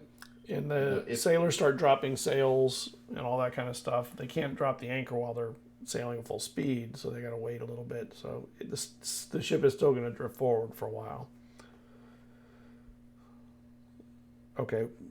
So what are you doing then after you? I would hold my action hold. if I see a threat pop up either out of the water or like coming up onto the deck. All right. Because I don't know if anything's gonna come up on the deck, but Hipley did say either from above or from below that we were going to be destroyed or attacked or whatever, our doom was coming. So Eizen's just prepared for whatever. If something is a real threat, so then he'll just have like a dagger out to throw. All right. So that was 20. Oh, that was 19. 16. Hipley, you get attacked again. Oh, yeah, you get hit. What's your AC? I mean, it doesn't matter. He rolled a nat 20. Crazy. It's 28. Yeah, it won't matter. It's immune to nat 20s. It's nat 20s. I'm wearing mithril. No, is it mithril or adamantium? It gives you immunity to critical hits. One of them does. What? It's adamantium. Yeah. If you have like adamantium. I got it in my bones. Yeah, I got some on my bones. So, Hey, you're Wolverine, right? You're Wolverine? It's Suddenly. exactly. It's not that. It's not that. It's called something a little different. I don't remember what it's called. It does start with an A though. Mithril is what like mages can wear, and it'd be like medium armor. Oh, but it still has good AC though, right? Because Yeah. it's like super yeah. So, Adamantium. It is an adamantium. Okay. so you get hit really hard, Hipley, and actually hit hard enough to throw you from the water. Kind of like when a shark hits a seal. It's like an explosive attack from underneath. And you take 21 points of damage. Get it. And you see this thing hit him so hard, it comes out of the water. Looks kind of like what the image is on the screen. And when it hit, it had claws out, teeth out, and it hit moving super fast. That thing's hideous. Hipley. Wow, I'm Let's keep I'm still surprised that in this whole group, a 12 is still second. Did I hear Wow. Desus? Did I hear Desus scream for me before or no? Or do I see her now? Yeah, you see, and you did hear her the last time, the next time, Okay. the second time. Is the creature still there? Because I just smiled at it. Oh yeah, it was before right. It was right there with you. I'll just kind of smell that and kind of, if it's close, I'll kind of touch its cheek, then I'll cast fly and just sweep up Desus. What? Just trail him down the Why? water. Wait, that's weird.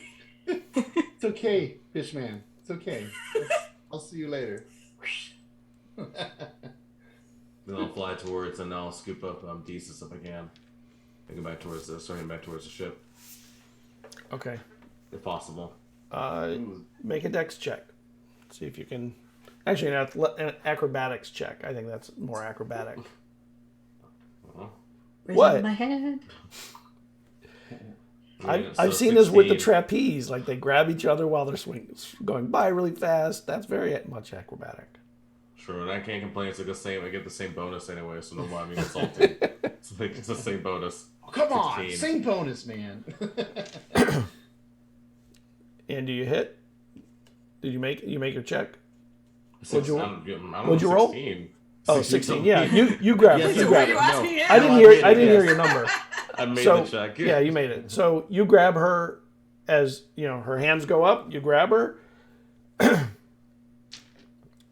and as you're doing this, you pull her from the water. But you're heading to the ship, and you see these things are climbing up the sides of the ship, and they're silent, and they're all over the sides of the ship.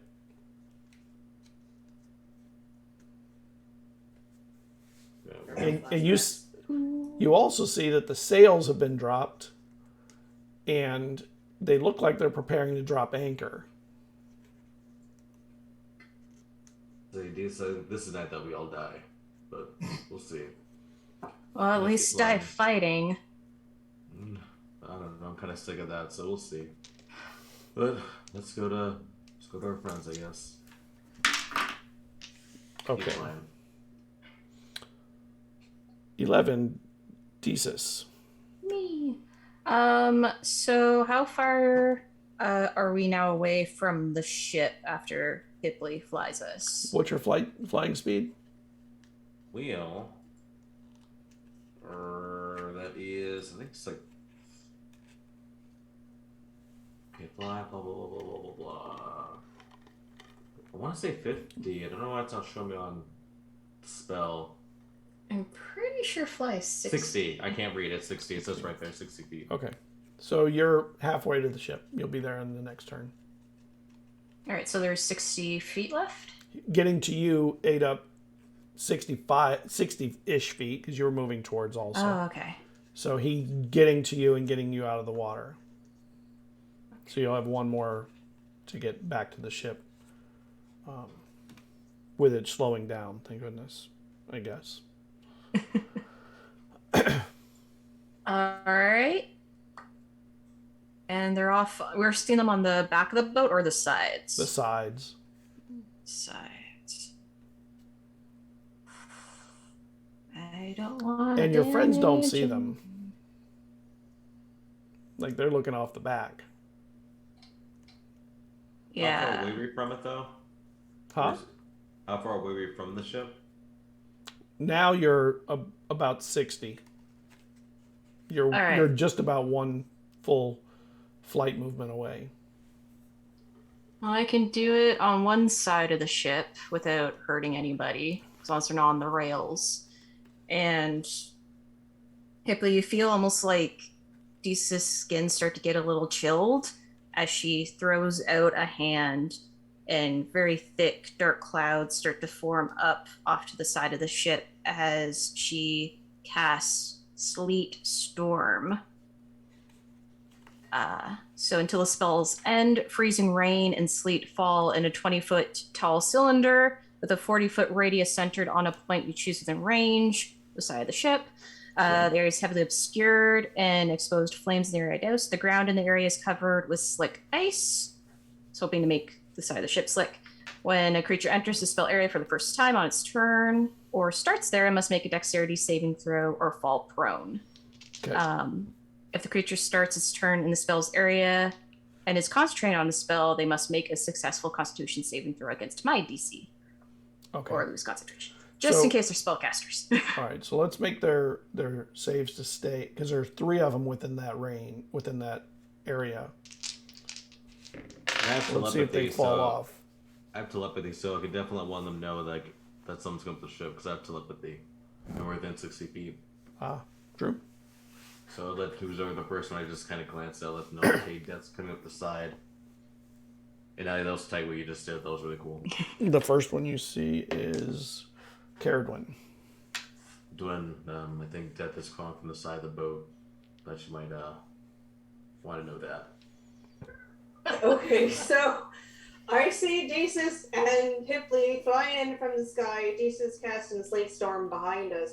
And then Hipley says, we got death coming in. Oh, okay, just a normal night then. And she... I'm just gonna start... Well, let's finish Desus up first. You just heard that in your head. Desus, okay. 2 of them fail their saves against the slipperiness of the spell, so they slide right down. The third one has enough of a handhold somewhere that it doesn't slip, but it's in the radius for the damage. There's actually no damage for No this damage? spell. Okay. It's just Great. like a terrain area effect great. spell. So two of them slide off into the water. The one of them is holding on and trying to find another handhold to get out of the slick area and move over. Is it difficult terrain? Yes. Yeah. Okay. And I guess it's out of my 60-foot range for just a standard attack, right? No, because we're close. The very back of the ship is 60 foot. Yeah. So and they're off to the side. And they're on the sides, yes. Well, I could attempt to do my javelin. I think I'd just be at disadvantage beyond the 60 feet. Or is it a spell? But I also said actually do anything It's a beyond spell, right? Or no? Yeah. It's a bonus action feature thing, but it's treated almost like a spell attack, so yeah, I can't. Yeah. Alright. Well, I did my action. Okay. My movement is restricted. So here we go. I'm done. All right. Next, Cerridwen. Okay. I pull out the Ruth and I start strumming. I run over to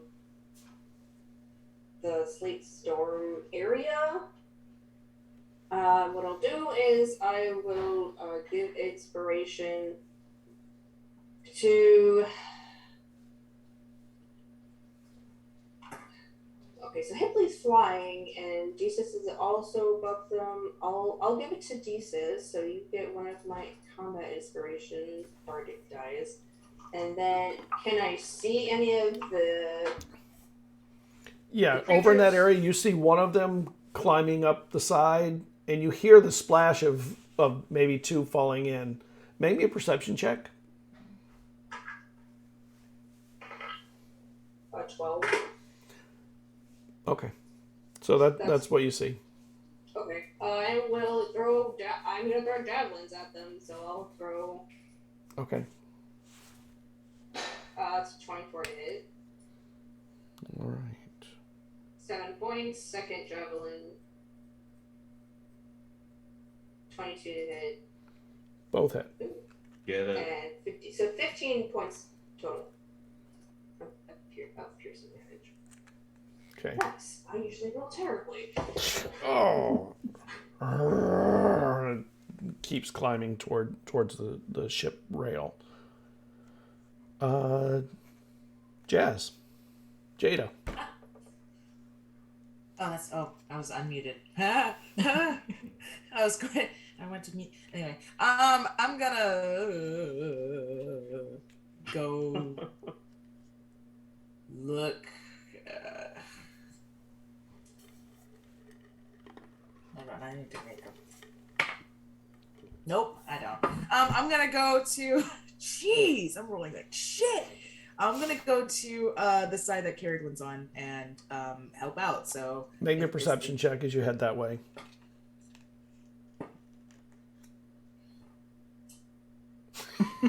Okay. Yeah, Jada. You get there where Cerridwen is. We'll just leave it at that. Great, thanks. I'm just gonna kind of like, I don't know. I'm gonna try to shoot it off. Okay. With with what do I use? Herb? Yeah, probably. Oh, you know, well, I don't know how does this angle work? I'm gonna like kind of lean all the way over. I'll use my rope dart. And I'll just I'll cast Booming Blade and see if I can't get it to slow down and or fall. Would be nice. What dice should I use? That's not gonna fuck me over. LOL. I'm gonna use a bonus action to give myself advantage. Okay. Maybe that'll help. Maybe then I won't. Where is it? There it is. Da, da, da, da. Okay. Maybe then I'll roll good. Oh, okay. Well, one of them was a 19. Plus 6 is 25. To hit. Yep, that hits. Cool. Alright, I'm gonna roll some d8s. That's not a d8. Where are my dice? Hello? Am I crazy? This one. There we are. Okay. So it takes 4 points of slashing damage, 4 points of thunder damage, and if it moves again, it'll take another 2d8. Okay.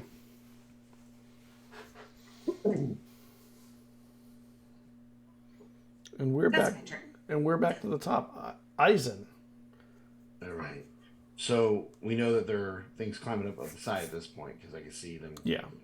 Down. Make me a perception check when you turn to see them coming up. You know, fighting Cerridwen and Jada. That'd be a 12 plus 11. So. Okay. You see more coming up on the other side of the ship also, and towards the front of the ship, and they're engaging with the sailors. Okay. All right. Hopefully my heads up will at least give them a fighting chance. I am then going to move towards one of the edges. Bonus action, hide before I look over the edge. So, natural 19 for the hide plus stuff. Yeah. And then that'll give me advantage on my first attack if they don't see me. And they don't see you. All right, so there we go. Let's see if I can get some stealth sneak damage. And since I have not done, think about this. In all the fights, I have not done sneak attack. Because you're not a rogue, you're just a merchant. I'm just a merchant. All right, so 18, 19, 20, 25 to hit with the bonus. That hits. All right, so the first dagger is going to be 4 plus 7, 8, 9, 10, 11, and then plus sneak, which is, sorry, I got to see what my sneak is, because I have not used it. What is my sneak? There it is, 2d6. All right, I thought it was 2d6. Snake eyes. Roll 2 1s for sneak damage. Finally get to use it, and it's double 1s for the sneak. So that'll be 13 points. It does hurt. So on the first one, it'll be 13 points of damage. Okay. And the second dagger is going to be, it'll be a dirty 20. That hits. Yeah. All right. That'll be 3, 7. That'll be 10. 10 more points of damage. Oh, wait. I forgot. When I throw, it doesn't add an enter automatically because of the fighting thing I got. It gives me +2 when I throw to damage, isn't it? Or is it +2 to attack? I gotta double check. Now I'm feeling like I'm stupid. Yeah, I don't remember. I remember only Fighting talking style about what +2 to happened. damage, so that'll be a +4 more damage for each of those attacks. Okay. So that one, boom, boom, into that one, and Yeah. then I will take a couple steps back because Is it pretty close to getting up to the top? Will it be up here? Oh yeah, next turn? it's pulling up on the rail. So whatever movement I have left, I will use to back up enough to where hopefully it'll give me a little bit of distance when it comes up before I have to engage. Okay. Yeah, you can get some space. Back yourself up to like the mast or something. And All right. that'll be it for me. Okay. So the one that's coming up that you just hit, it pulls itself up onto the deck. The one, and then you see it coming up. It takes 11 points. Okay. Wait. Is it the one that No, mine or the one that no, she it's. attacked? I'll do it on the one part because that one's coming Okay. up too. So I'll just do it over there. Oh, I'm sorry. I thought they were the same one. I didn't know. I was like, wait, is it? Yeah, it's okay. So I'll do that one. Yes, I have them on all of them. Yeah. So Right. it comes up, it takes the damage, and when it gets to the top, it takes a moment and looks around, and it swings at you, Jada, because you were the one that was right in front of it. What's your AC? You ask this every time when you know that it's low. Okay. One of them's a hit. So you wouldn't Did even you roll have to tell me. advantage or anything? No, it gets to Okay. attacks. I saw the double dice. I was going to ask for No, two different attacks. Thanks. Appreciate that. And where my dice go? You got me thinking about it now, Jazz, because you're always like, was that an advantage? Was that an advantage? So now I'm thinking about it. Wait, what's that? If I can help you catch Scott to reduce our damages, then I will. Please. Thank you. You take 12 points of damage from the claw attack, Ow. and as it's hitting you, you see that the damage you had done starts slowly closing on its skin. Oh, hell no. Oh, Oh, magic attacks? Oh, these little shits. All right, the one on you, Eizen, coming up right in front of you, comes up. Let's see if it sees you, because you stealthed. Well, no, I broke the stealth to attack. Oh, you attacked so, it, you're right. But I you did attacked step from back. the He would have to move towards me. Yeah, it will move towards you. What's your AC? My AC is... I'm not sure if it's... Let me make sure, because I had taken my armor off the other day. With my armor, because my armor would be on, because we were awake. 17. Okay, you get hit by one claw attack. You take 15 points of damage. Hits pretty hard. I will use my shield on myself, my reaction to mitigate some of that damage. Okay. Let me see, it's going to be 1d8. 7 points I mitigate. So how much is it then? 7 then, right? You said 15? It was 15. Oh, so it'll be So 8. you get 8. You take 8. All right. You hear some uhs and further up on the ship, further away. At the back of the ship, you see. No, they're not there on the back. They're on the sides. So they're coming up the sides. Cerridwen from up further up on the ship, beyond where the frost was. There's one charging towards you.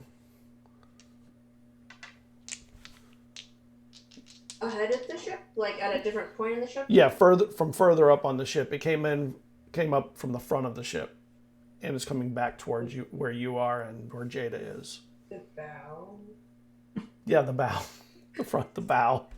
Thank you for your sailory terms. like the bow? And it's funny, I go work on ships all the time, and so I'm the one using the worst sailory terms there are.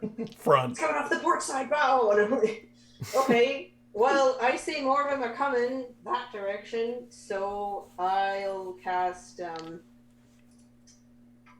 take out some... Do we get to go? No, it's still 16. They're going on 16. Yeah, but I go 12. Right, they're on 16. So Jordan's going? Okay. Yeah, they're all going on the same number. So we're at the bottom. After them, it will be Hipley, then Desus, Cerridwen, and then Jada. Oh, you just kind of addressed Tiffany like it was her turn, but didn't you? Yeah. Roll I'm a saying- D8. I wanted to find out your AC because you were being attacked. Oh. Ah! Okay. It's... I don't think she'd have her shield, so, it's a 16. You get hit by one claw attack. You take 11 points. And you see behind the one that hit you, there's another one attacking someone up there in the front, on the damn, I forgot the word. On the bow of the ship. I was trying not to say front again, but that was the only word that came to mind. And it's so embarrassing. All right, so that's 16. Hipley, 12. So I'm going to well, how far away is it? Because I'll fly and drop off. You can drop off Desus and land on the end at the back of the ship. I'm not gonna land. I'm gonna grab one and try to throw him off. Okay. So drop Desus off, and I'll swoop and try to grab one. All right, I'll give you a chance to do it. Make me a grapple. You got to grapple them. They're gonna fight off. Try not to be grappled. It'll be an attack roll, wouldn't it? Yeah, it'd be an So attack. what kind of? Okay. Using your strength. Yeah. Oh. Oh, it's like a strength check. Okay. Yeah. Yep. Not very. What is that? That's a 7. Hey. Not too shabby, Jan. Not too shabby. No, And- very shabby. The definition of shabby. And you go to grab it, and it is locked onto this, to the deck, hard. The Well, one seven is that's not- like on the ship, like one that's just walking, but I still would miss. But yeah, right. I get one that's putting on the ship. Yeah, 7's not going to be Mm-hmm. enough to Okay. fight it up into the air. That's all I can do. Okay, 11. Desus. All right. So I guess I'm just on back You're on- railing of the boat. Yep. What is the closest creatures I'm seeing nearby? Over by Eizen is where the closest ones are. Cerridwen and Jada are on the starboard. Eizen's on port. There are 3 of them coming up on Eizen, and there are 3 coming up on both Cerridwen and Jada collectively. But one of them is, further away and couldn't get to them. But on the Eizen side, they'll be there soon. And that's where that's where you can see the most of them, and the most risk is probably because there's only 1 against 3 instead of 2 against 3. Yeah. So I'll probably go join Eisen's side then. And the concentration on the sleep spell gone, but that side remains all slick and icy on the boat. Yeah. And instead, there's a flash of crackling blue energy as Desus reaches out her hands, and she's going to cast Witch Bolt at 4th level. Ooh. Some people hate that spell. I always have a love for that spell because once you lock them in place, you're just like, Yeah. keep taking that damage. Just gonna. Let's go. Oh, that was so bloody close. It was almost a nat. But instead, I'm a nat. Instead, it's a dirty 20. Yeah, that hits. All right. So with it upcasted, it's 4d12. Oh. 1, 2, That hurts me thinking about 3. it. 4. So now there's just this blue, energy lashes out and strikes the creature, creating an arc between me and them. Okay. All right. 6, 12, 19, 22 lightning damage.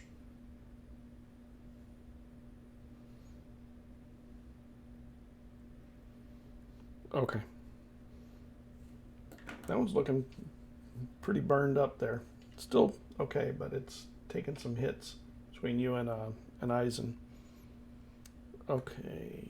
Do you have any more actions or anything to do? Bonus action. Okay. I'm gonna summon. It's been a while. My tendrils of the deep.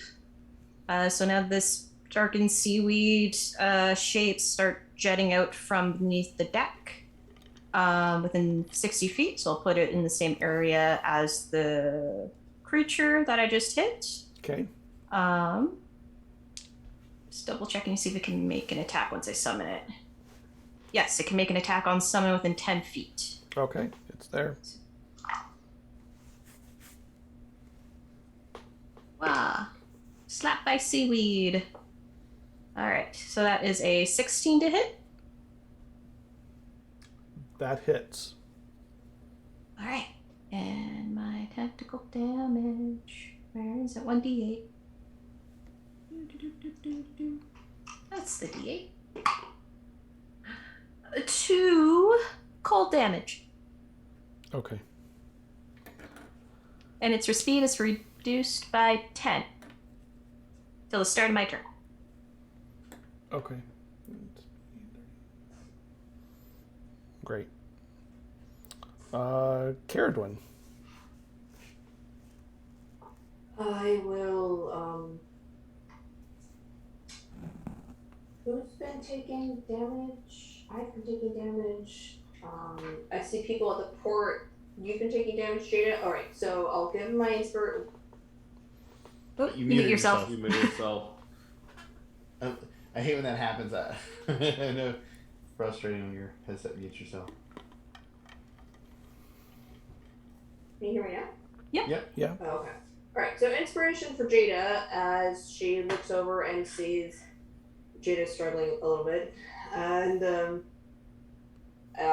so you're inspired, and then she'll take out some seeds from her pack and throw them on the ground and cast plant growth to create another layer of A barrier. barrier between us and these sea creatures. Okay. So then we're at... Okay. Do you have anything else you're going to do? Can you do more? I can move. I'm debating on it. So we have Eizen and me and Jada at one point of the ship, and then Desus is flying with Hipley. Is that still going on? Eisen's actually on the opposite rail. You're on the starboard. Oh, he's on the other side. He's on port. And Desus now has joined Eizen on port. Okay. Are these creatures interested in us or the ship? Can I tell? They're attacking all of you and the other people on the ship. Okay, she's gonna be concerned about the people on the ship. And So- you know you've heard at least one person. And Okay. So then she's you do see Mulla putting up some real fight too, though. Up at the front. At the bow. I'll move towards the bow. Okay. Let's put it in. Okay. Jada. How close is this dude from me attacking me? Right in front of you. And how close are we to the edge of the ship? 5 feet. Okay, I'm gonna kick this dude off. Yeah. So I'm just gonna. It's essentially a shove attack with my foot.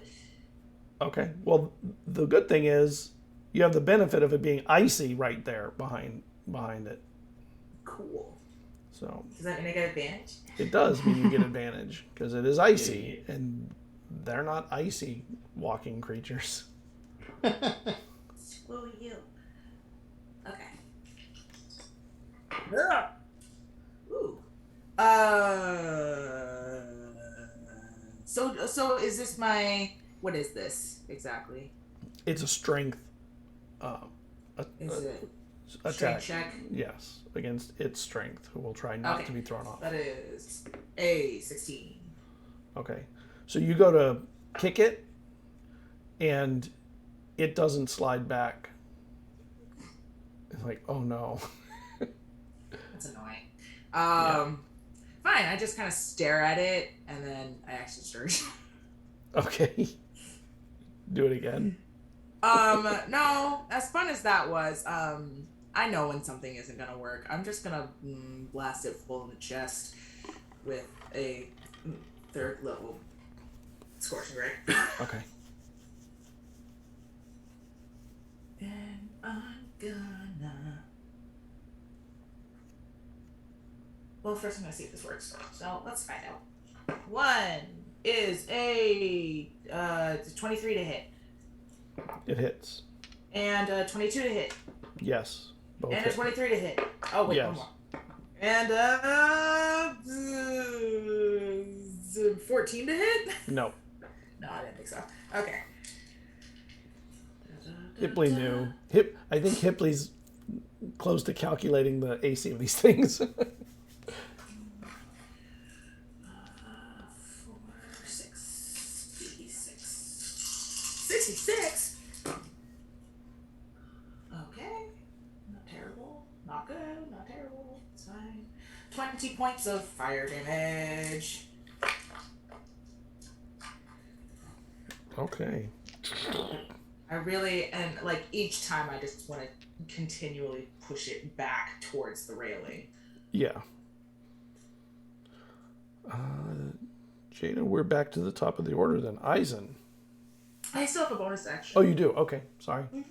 Yeah. And it's important because I'm going to use a sorcery point to quicken my spell. Okay. And firebolt it. Okay. One more. One more with feeling. And that is a 20 to hit. Hits. Where's my d10s? And that is 14 points of fire damage. You didn't do good on initiative, but you're doing good damage this one. That's not all I'm good for. All right. And that's my turn. Eizen. Though there's the one. How many are in front of us? Is it just the one that's in front of us at the moment? There's one right in front of you. There's one coming up behind that one, and there's one a little further behind that one coming up. And the ones And in front further of up on the bow of the ship, there's more. There's a couple more, but they're not coming towards you. Okay, and this one's pretty banged up after what I and Desus have done to it. Yes. Right. Okay. We got to get these things off the ship. And you will see his eyes begin to glow teal as he begins to unleash energy, and then all of a sudden you see these strange blades of energy form on his hands. And he pulls them out like as if they were blades, and he begins to try to swing at this thing and try to end this thing as quickly as possible. I do want to ask: Is Odysseus? Are you right up immediately, or are you back? I'm assuming you're back. Yeah, But I'm I a don't little know. bit back. You do see like my Witch Bolt spell is locked on that creature. Okay, so it'll be just straight attacks then. Okay. All right. How many did you get? How many attacks did you get? Two per turn. Yeah. 18, 19, 20, 22, 20. Yeah, I'm pretty sure that hits. Yeah, that I'm not hits. And these do a little bit more damage than my daggers. So, but I tend to do the daggers when I'm at range. Better overall damage. 10. 10 points for the first one. Okay. And second attack. I don't think that one's going to hit. That'll be a 13. Nope. So the first swing cuts into this thing. Second swing misses. I am going to use my action surge to get 2 more attacks as well. Okay. So, the third strike's going to miss. But the fourth one will hit. Because that is a natural 16 plus my bonuses. Yeah, that'll hit. The other one was a nat 3. So, Yeah. I'm pretty sure. Ooh, that'll be max damage with it. That'll be 13 points of damage with this. The Nice. psychic blade. As they just like carve into this thing as if they were real. And you see like the same teal energy from my eyes around the blades. It almost looks something like what Psylocke would have from like the X-Men. As he's just Cool. carving into this thing with it, trying to end this as quickly. And it is still standing. It's still wait. bravely battling off your blades. So the action surge that's not a bonus action, Maybe. right? Yeah, that's. No. So I'm going to use. Never mind. I'm going to use second wind yet. I haven't taken that much hits. I was thinking about using second wind, but I don't need to. Okay. All right. So And then I'll end my turn. Eizen, it's their attacks. So on the one that you just hit, I'm going to have it do its attacks. I can't remember. Does What's your AC? do anything else? 17. You get missed by both. The one coming up from behind is it going to attack you or Desus? It's going to attack you. Rather it be me. Wow, and you get missed twice again. It's the psychic teal eyes. They're terrified. Yeah, they're terrified of teal. Because it literally like smoke. It like almost like wispy smoke coming off of them too. It's not just glowing eyes. It's like. And the third one in the row, instead of coming towards you, starts climbing up the center of the ship to go to either to the other side or something like that. So it is not engaging with you here. On the other side, Jada, the one that you just hit, is also right in front of you, and it's going to attack. And it's going to... What's your AC? I don't think it's going to hit. 13. Nope, it missed you. Both attacks. Amazing. The one, Suck. Let's the go. one on Cerridwen will attack with 2. Does a 16 hit you? Yeah, No? it does. It does. Okay, so you get hit once. Okay. Damage? 13 points. Is Cerridwen within 30 feet of me? On the opposite side of the ship, probably close. Yeah, probably. Right Okay, at well, that. then Right at that. Then it'll be 6 points that reduce it by.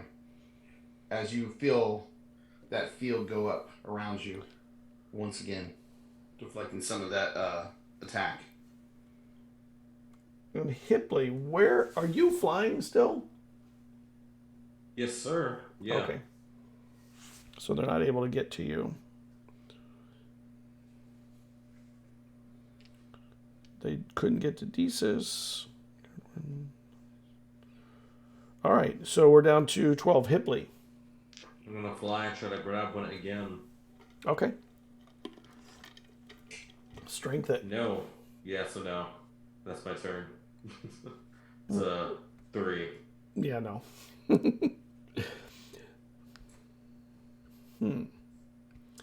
When you're flying, do they get an opportunity attack when you try and disengage? I think they Sure. they do. Wow, yeah. No, So are you? Sure. So when you're attacking and you're trying to lift them, you are actually you have to disengage when you They fail. attack me. So they get 2 attacks, so that's fine. Yeah, so they're gonna get their. So we have It's- 4. You get 4 attacks as the other time too. So yeah. What's your AC? Only a 15 Okay, you get hit once. out of 4. Wow. Well, no, because I think they only get one because It it's a should only be reaction. one because it's a reaction. Yeah. It's an opportunity Oh. attack. Right there. But, So you take wow, you hit good though. So you take 18 points of damage. Get it. That was a Bruh. almost maxed out, so it was Yeah. a pretty nasty All one. good. No worries. I'm just And you bleeding. continue flying. Yeah. Just bleeding. Flipping blood. All right, Desus. All right. Well, if the one that my witch bolt is engaged with is still up, it automatically takes as my action, a d12 of damage. It does. It is. Nearly max that, so they take 11 lightning. Fortunately, the juicy number is only on initial. I was going to ask because I couldn't remember. I was like, Yeah. do you get to do that each turn? I was like, That would have been that so sweet, but no. That would have been so vicious. And they're still up. Yes. All right. We've done a lot of damage to them, the two of us. Yeah. So which bonus action do I want to do? You've also been seeing it slowly heal some of it as you do it too, though. Yeah. So my javelin hits harder. I'm gonna bonus action throw a javelin at it. Okay. Throw your javelin. 26 to hit. Hits. And it takes 5 radiant damage. How do you want to end that one? Yeah. So after that, like, energy of blue sparks crashes across its body, just in a swift motion, Disa's just kind of 2 fingers juts out her hand in a swift motion, and a blast of radiant light, kind of like swift javelin throw, crashes into the center point of the creature's chest. Okay. And it stumbles back and falls off the ship. Sweet. One And down. I will move in position. Is there like the other 2 or other one on Eizen? There's one on Eizen, one that had just gotten an opportunity attack on Hipley. Actually, now there's one on Eizen. Yeah, there were 2, but now there's one. I would tell you. It was on you and Eizen. Yeah. I mean, how does Jada looking to us? Because if Jada looks like they're a little worse for wear. Okay. You're good. Okay, just making sure you're good. I'm fine. Now, it seems like we may need to do as much damage as we can, so I'm going to go into a position to engage the one on Eizen in hopes that he might be able to get more hits. Okay. So you're done with your movement. So there's nothing. Yeah. You have nothing left. Okay. Desus, Cerridwen. Yes. Okay. I look around. I can see that.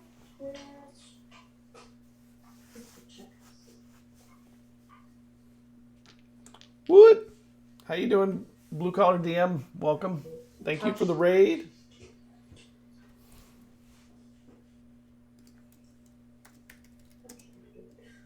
Okay, so I will look at the. I'm by the bow.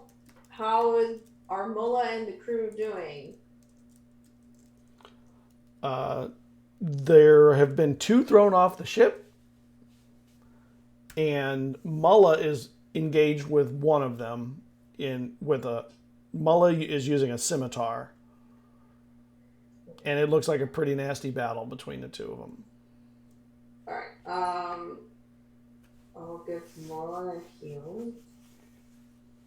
So she's gonna get.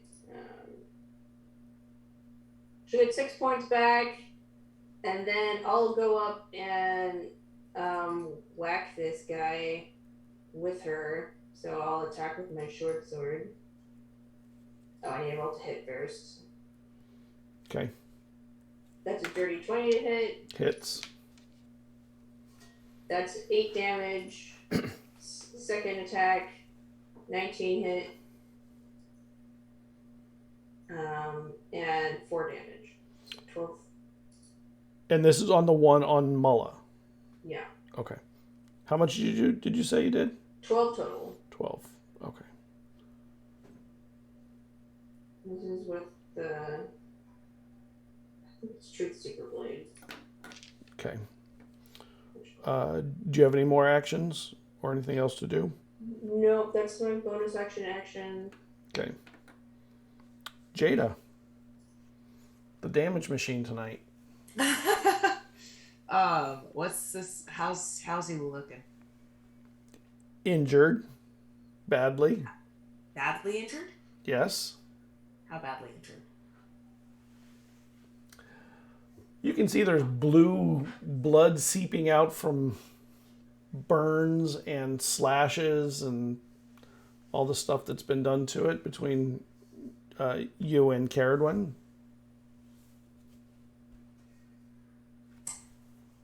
I so badly want to kick this thing off the ship. So give it Yeah. another try. I'm gonna do it. I'm gonna do it. I'm gonna Okay, do do it. do Strength it. it up. it. I can totally do this. I could do this. I know I can. It's at advantage, right? Yes. Ice. Ice is your friend. Do me a solid and just roll a 20, please. No, but it's a dirty 20. And that will actually do the job. It slides Bye, back bitch. onto the ice and hits the side. You overcame its strength.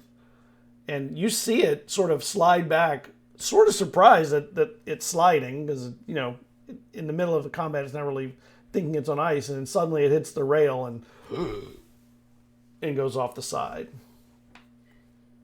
I'm gonna. That was fun. That was very satisfying. I'm just gonna move. Actually, it looks like Thesis and Eizen have. There's one more left on our side, right? Yes, but there's also two more on the bow. Yeah, that's what I was thinking. So I'm gonna head back to the bow then to help Cerridwen. Okay. Do I have a bonus action? Well, no, I don't think I do. Let me see. Nope. No, no. That's it. That's my turn. I just go help her. Okay. We're back to the top. Eizen, you have one right on you still. There's one a little further back that had opportunity to attack Tipley. There's whatever's going on the bow still, and then on the starboard side, you know, Jada and Cerridwen are engaged. I'm just reading one thing here. Does that have the telekinetic movement? And I'm trying to decide if I want to attack this or try to throw this thing off the boat. Oh, no. It has to be a willing creature. Yeah, it's not willing. I'm trying to see if it says anything about unwilling. No, it's just willing creatures. Damn, that'd have been sweet if I just picked them up and said, "Get off the ship." Yep. All right.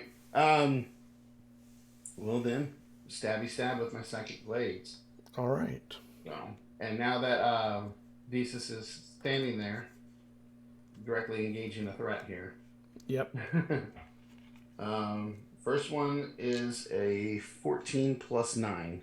Hits. So, all right. Second attack. 23 definitely hits. I'm pretty sure that was not going to hit. That's only going to be a 13. Misses. Correct. Nat You are 4. correct. But the first one, it's going to be 3d6 because 2 of those are sneak dice because she's engaged with him. Yep. Okay. All right. That would be 5, 6, 7, 8, 9, 10, plus 7, 17 points. That sneak attack. As it just... Yeah, actually, I was thinking it'd probably get it right in, like, lower, like, side kidney kind of shot. You know, get in there. If that's where its kidney is. Yeah. Maybe it's Well, a swim bladder. It's wind bladder, or whatever you want to call it. I'm trying to gut it like a fish. Okay. And I think with that, there's really... I'm trying to think for my bonus action. If there's anything else I could do. No, that'll be it. All right. I'll stand my ground and try to keep it focused on me. Okay. It's going to attack either you or Desus. Let me see. Desus. Guess I'm putting up a force field on you. Using another one of my dice. Hey, I'm doing pretty well so far. One's a miss, one's a hit. Cool.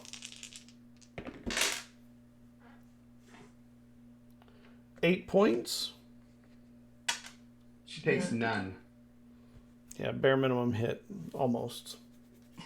You feel that psychic energy just whip up right in front of you, and the attack, which you thought was going to come right, you just gets completely stopped. I rolled high. 7 plus 2, that's 9, so... So with you, Cerridwen, is it going to take you or Mulla? Will it stay with Mulla? It stays with Mulla. And it misses Mullah with both attacks.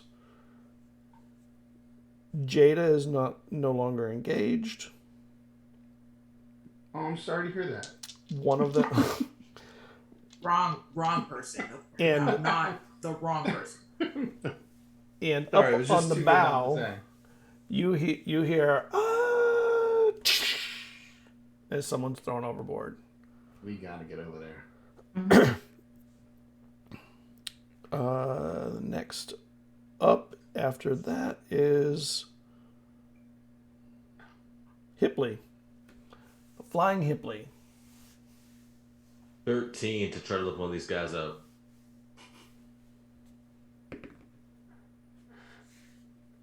It does not go off. Okay. Do you continue flying through or you Yeah. stop? So it will take opportunity attacks. 15. 22 will hit with one attack. Yeah. Yeah, they'll hit. 12 points. Oof. As you go by, it gets you. He's still alive.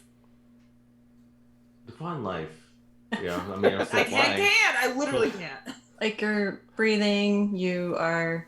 Not Also, unconscious you're- and drowning. See him Yeah. flying at least, so he's flying, I guess. There's lots of blood. You can see, like, Viscera kind of hanging out, but he's in the air, though. Do you have any more actions or bonus actions to do? Nah, that's all I got. Okay. Desis. All right, with a quick look around, do I see any more of them that are more clumped together, like 2 or 3 of them together? On the bow, there's a few. Okay, look to the bow. Okay. Um, But they are sort of tangled in a plant growth that is making it hard for them to move quickly, but they are still aggressively trying to get through it and engaging. well, if they're in a 10-foot sphere, just in a 2 quick. Okay, well, then I'll just get the 2. Just a quick hand throw out, and amongst all the starry kind of form that Deeses have, her hand suddenly goes a jet, like almost deathly black, as I send out a withering bloom, and they have to make a Constitution saving throw. I love that spell. 1 makes it, 1 fails. Okay, so it still takes half, and this was I intended for a 3rd level. So they get 3d6 necrotic damage on a failed or half as much. Okay. 4, 4, 4. So 4, 8, 12 necrotic damage. Or 6 for the one that saved. Unfortunately, it does start kind of eating away at the plant life as it does. Well, no, it's not magical vegetation, so it's fine. And then seeing Hipley just keep getting thrashed since the start, you can roll one of your unspent hit dice and get that number that's rolled plus 3 to it. Okay. Roger, that's.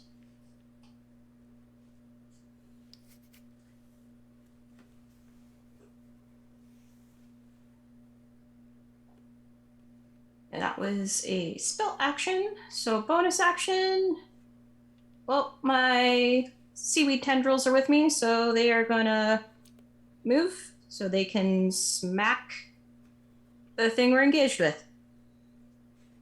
Get them now nice and surrounded between Deesis, Eizen, and the tendrils. Okay. Wow. Nat 20! Yay, tendril! That's a hit. And you get to double it. I don't Double think the I ever damage. critted on my tendril before.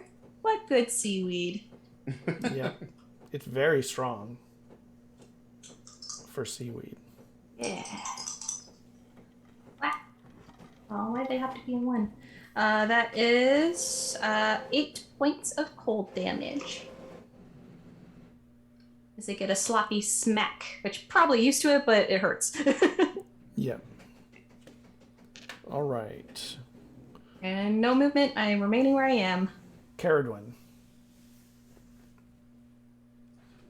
All right. I'm gonna. How's everyone looking? gonna do it. Glance around. Jada's good. You're good. It's fucked. Heck. How is Excuse my French. Apologies.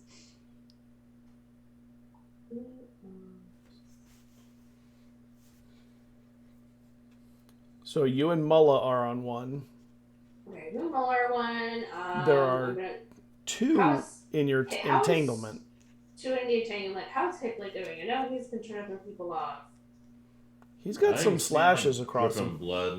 You can see him dripping blood into like just the maybe some like something hanging out, maybe flesh, like you'd think, or something hanging out because it's been just cut open, just been on top of the boat. Okay, so she's gonna see Hickley, and she's gonna go and cast healing word at Hickley. You're gonna get E12 back, and then you'll also get the oh no, I can't do inspiration as well. Then she'll just take out her sword and attack the thing attacking Lola. Okay. Wow, I forgot you had a sword. I forgot you used a sword. Okay, So it's rare. 24 to hit. That hits. Yeah. 7 points of damage. 7. Okay. I don't think this is gonna hit. That's an 8 to hit. It was a natural 1. Nope. Nope. Okay. And they had some cannon. Jada. You are unengaged at the moment, so you have whatever you want to do. That's what I want. I am going to. Oh, I can't do that. They're entangled. I'll go for one of the ones trapped in the plant growth. Okay. And I will just.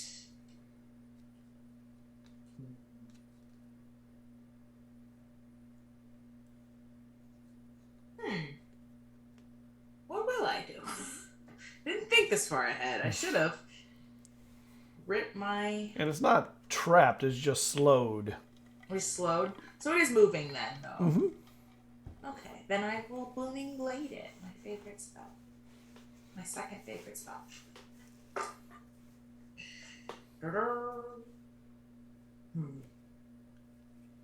Yeah, I'll do another. I'll spend another couple sorcery points to quicken this spell. Okay. So we'll do it twice. Yay! Boom away. Let me mark these off first.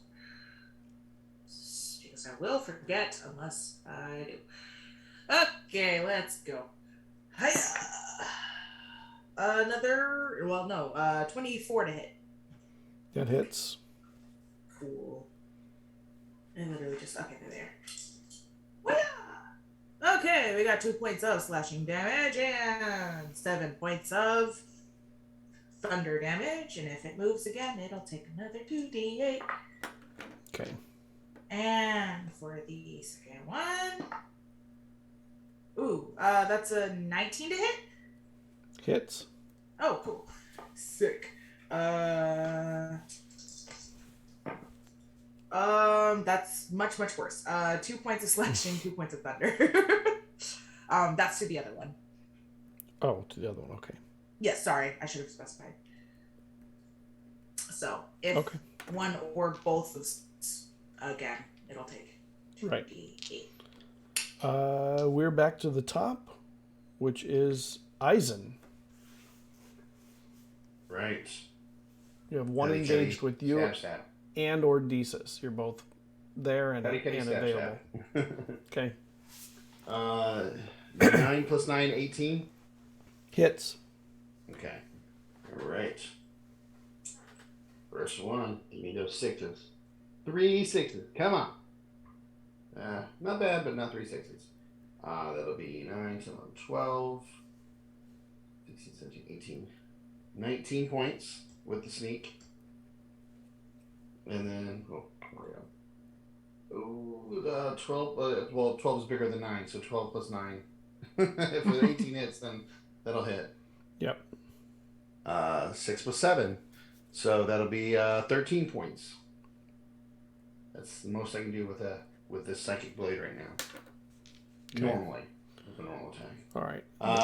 Yeah, and again, as I'm attacking it, I'm gonna tell it, eyes here, fishy, because I'm trying to get him to stay on me and leave Jesus alone. And it does. It attacks you. And it hits you with one of its 2 attacks. Right, another psychic barrier. Burning these psychic points up, man. You take 18 points. Ooh, come on. That'll be 6, 7, 8. So 10 points. Take 10 points. And the one that was further back on you that Hipley had attacked, it is moving to engage with you and Desus. And it will engage with you. So you have 2 on you now.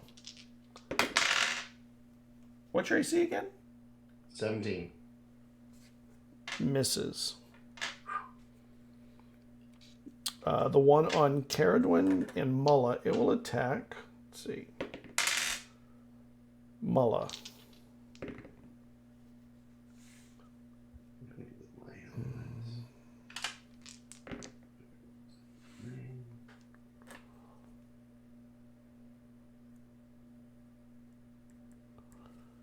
And it claws at Mulla really badly, and Mulla stumbles to the edge and falls off the ship. Hipley, catch her. You got fly, catch her. Isn't Mulla like the big Goliath though? Yeah. Yes. Hipley, you got this. He's right. like, no, I don't. Jada, one attacks you at disadvantage as it tries to get to you through the plant growth. Is it coming near me? It's trying to, and that is a miss. Oh, Actually, it has 2 attacks. And wait, it takes 7 points of thunder damage. okay. And you actually get hit once. No, I'm sorry. No, you don't. No, you don't. It just missed you. Shit. Screw you. Okay. That one's done. That one's done. That one's done. All right, Did the we're other done. one move? Oh yeah, it is moving. It is trying to move towards where Cerridwen is. Crap. I dropped it under his. So yes, it takes the thunder damage too. Ooh, nasty. It's 12 points of thunder damage. Nice. Do we all Nice. see the Goliath go overboard? No, you don't see it. Only Cerridwen and Jada would have seen it. Actually, Hipley would have seen it too. Hipley's flying. He's above the whole thing. He has the bird. He has the Hipley's eye view. All right, 16. 12, Hipley. I'm gonna randomly cast a banishment on one as I go flow over to where she fell over. So whichever one, just like wherever one I see first, is cast banishment. Then I'll fly over to see if I can help her get up if she's still alive. Is it? So you cast banishment on the one that had hit. Oh no, I can't. Never mind. So now I'm gonna I was bother about to because I say. dropped fly. So no. I was gonna So say, I'm isn't it gonna- concentration? Yeah. So I'm just gonna try to. Yeah. I was gonna fly over to where she fell over and try to see if I can get her up. Yeah, you get to her. Make me a If strength she check. did.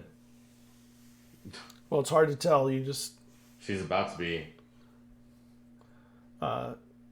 when you Yeah, get no. there, 6.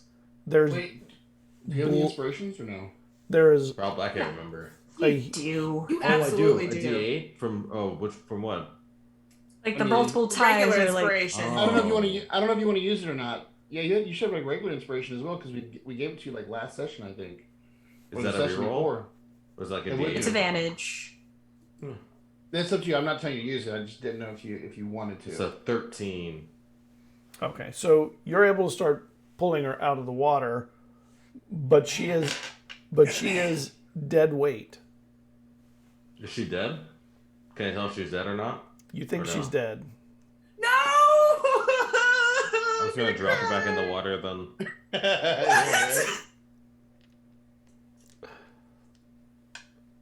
You could have used her as a weapon. Yeah, that's a good point. Wow. Oh, No. fucked up. This is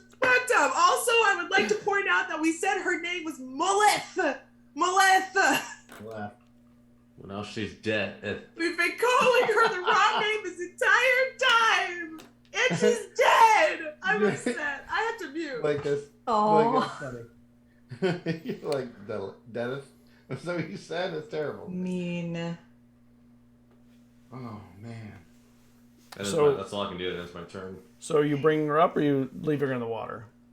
If she's dead, I'm just leave her in the water. If she's Okay. dead, I can get her afterwards. I mean, worst case. Yep. Okay. Desus. All right. The two that are engaged with myself and Eizen, are they on kind of like the same side? Are they on either side of us? They're actually blocking the corridor between that runs up the ship on one side, and they're engaged actually more with. At this point, they've both attacked Eizen, not you, so they're actually both engaged with Eizen, and you're to the side of that. Okay. I'm going to maneuver myself around because what I hope to do is get on the side to hit both of them with a thunder wave. You could. Oh yeah, you definitely could. And send them overboard. Yeah, because you could flank the one, and the thunder wave would go right through both. Yeah. So that's what I'm going to do. So I'm going to do a second level thunder wave. So they both need to make a Constitution saving throw against my DC, which is 15. And then I roll 3d8. And they both make their con roll. Okay, so they take half, and I fortunately do not move. Think. Yeah. Alright. Roll high. I guess I can use your combat inspiration for damage, right? I always forget this for doing. Yep. Right. Add that to the D8 pile. Sweet. So that is 15, 19 points of thunder damage, which are saved, so cut in half. Oh, wow. One of them is blown off the ship. The one on the back. The other one hits the rail and is still there. All right. Bonus action, smack it with my seaweed. Okay. That was real low. Yeah, it's only a 13 to hit. That misses. All right. All right. This is Cerridwen. You are now engaged with the one, just you in it. Unless the other one can get out of your plant problem in the next turn, probably. It will get out. Okay, and at this point, Mullins is out of my field of vision. Yep, went over the side of the ship.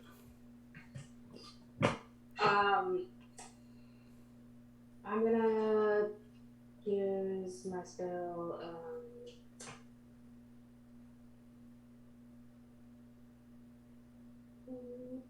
Yeah, I'll use Dissonant Whispers on the one in front of me. So he needs to make a Wisdom save with a DC of 15. It makes it save. Darn it. It's gonna take half of this damage, so half of 23. Okay, so 12. Then I will use. I will give out my last. I will give out my other inspiration to. You just use yours, right? Yeah. Yeah, you could. You'll just. And then, Hipley, did you use yours? You gave me inspiration? Party inspiration? You weren't able to give him. You gave me lots of life, though. Yeah, you weren't able to give him inspiration. Oh, that's right. I'll give you inspiration this round. Okay. All right, Cerridwen. Jada. Boy, Your plant growth beast is soon going to be out of the the plants, out of the entangling.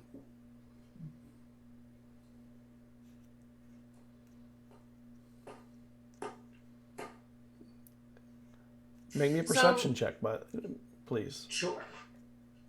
Would love to. You don't make them, but you know. No, I really don't. I rolled a 5, so that's 11. Yeah. So, Yep. never mind. Yep. Yeah, it's fine. I would like to do something silly, a little bonkers, a little silly. The one that attacked Molith,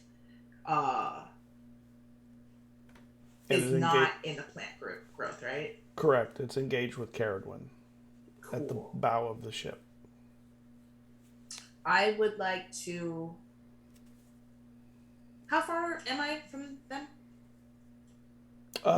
20-ish feet. 20-ish feet. Well, I'll close the distance more or less. But you have to go through the plant growth to do it. I have to go to the plant growth to do it. Yeah. Oh, so it's blocking us then. Yes. You're Okay. separated. Or you can go around it, but it would take Would take 10. Yeah. it would take more movement. Okay. Then I won't do that. What's my no? Wait, was the perception check for whether or not I saw Mo go over the side? No. It wasn't? Okay. No, I'm just gonna roll one really quick to see it. Nope, I didn't see. Oh, Jesus. You're done. Let's try this one. You need to put that die in rehab. You know what's funny is I've been switching between die, and they all hate me. They all hate me in my perception checks. So anyway, I'm just gonna do the same thing that I did last time. And I'm gonna do a quick 1/2 moving blade. There's 2 of them in the plant growth, right? Or just Yes, one of them is moving towards Cerridwen, one is moving towards you. Okay. And both look like they're on the edge of the plant growth and will be freeing up. Gotcha. All right. Well, the first one is not gonna hit. The 2, you're done. What about you? That's a 21 to hit. That hits. Cool beans. Let's say is one coming towards me and one going towards Cerridwen? Yes, one is coming towards you, one is going towards Cerridwen, and Cerridwen is already engaged with one. Yeah, okay, so that'll be the one going towards Cerridwen then. Hello? Oh my god. My good luck is gone. So that's 5 points. 1 point of slashing, 4 point of thunder, I guess.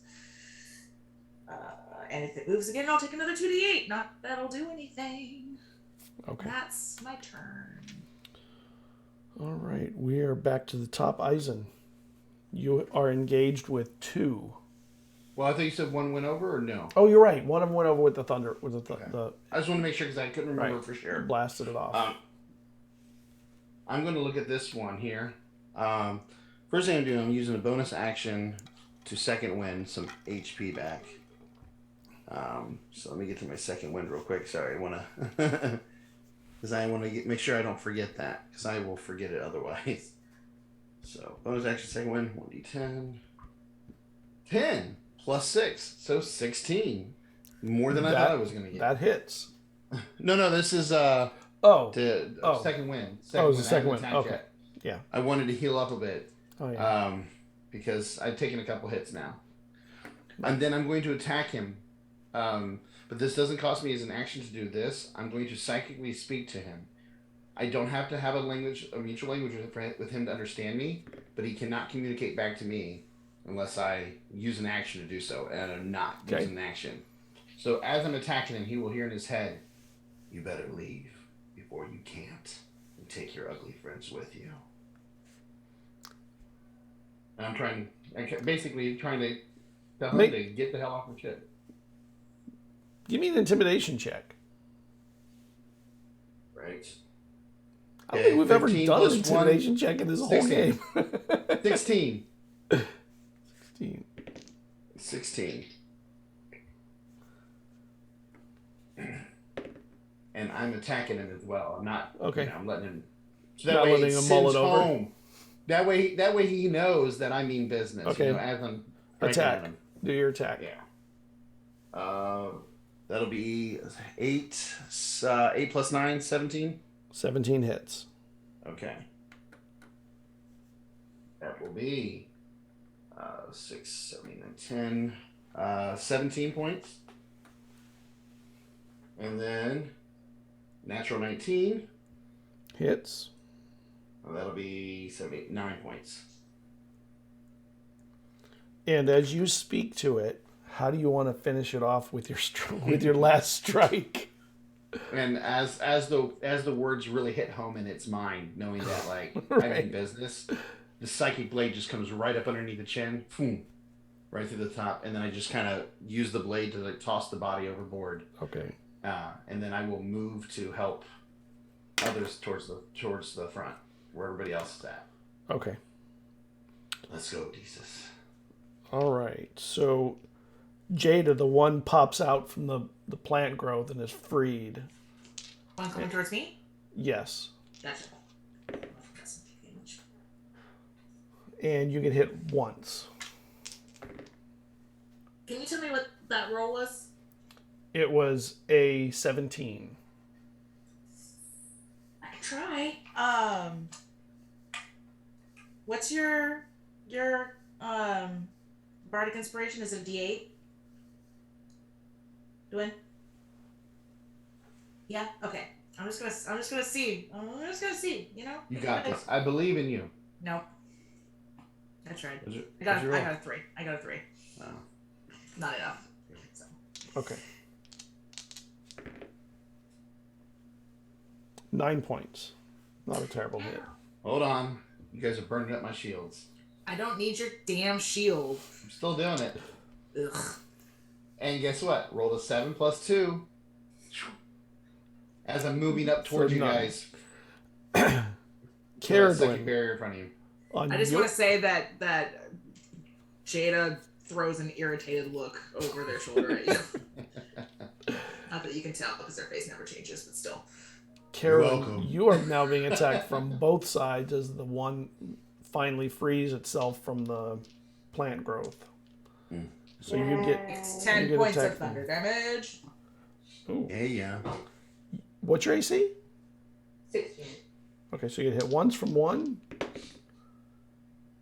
and you get hit twice from the other. Okay. So damage. So you're going to take 3 hits.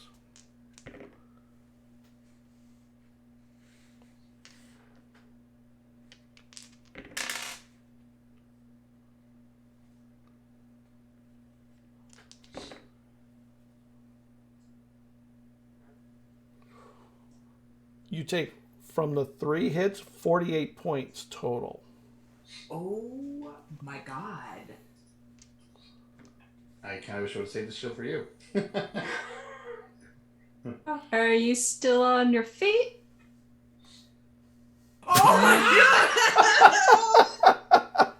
god! Karen shows what a badass looks like. It takes 48 and just stands. We're coming. We're coming, Dwayne. We're coming. And We that got your is back. and that is all of their attacks. So we're now to Hipley. So I flap a little bit. Do I get mollywopped by like these things? I assume. Oh, you want? If you attack one of them, you will get they will try and mollywop you. No, he's saying this did is. I see? Did I see? Oh Jada yeah, mollywop you them? definitely do. You see her Okay. attack from two sides at once as one of them freed itself from the. Banishment on any first one I see. Okay. 16 wisdom save. Dropping. You want to land first? Yeah, I'll be Okay, I'll be on the boat. Like I'll just get to us. Actually, I'm gonna fly into it. I'll cast it. So I'm just like fly as hard as I can into like the 3 of them, like a bowling ball. You take Dwayne out with him. No, I'm gonna avoid Dwayne. I'm gonna try to sit. I'm gonna hit all of them that I can. Just like with my body I know. as I cast banishment. So. Okay. Yeah. So, hold on. I gotta look something up real quick. Give me a second.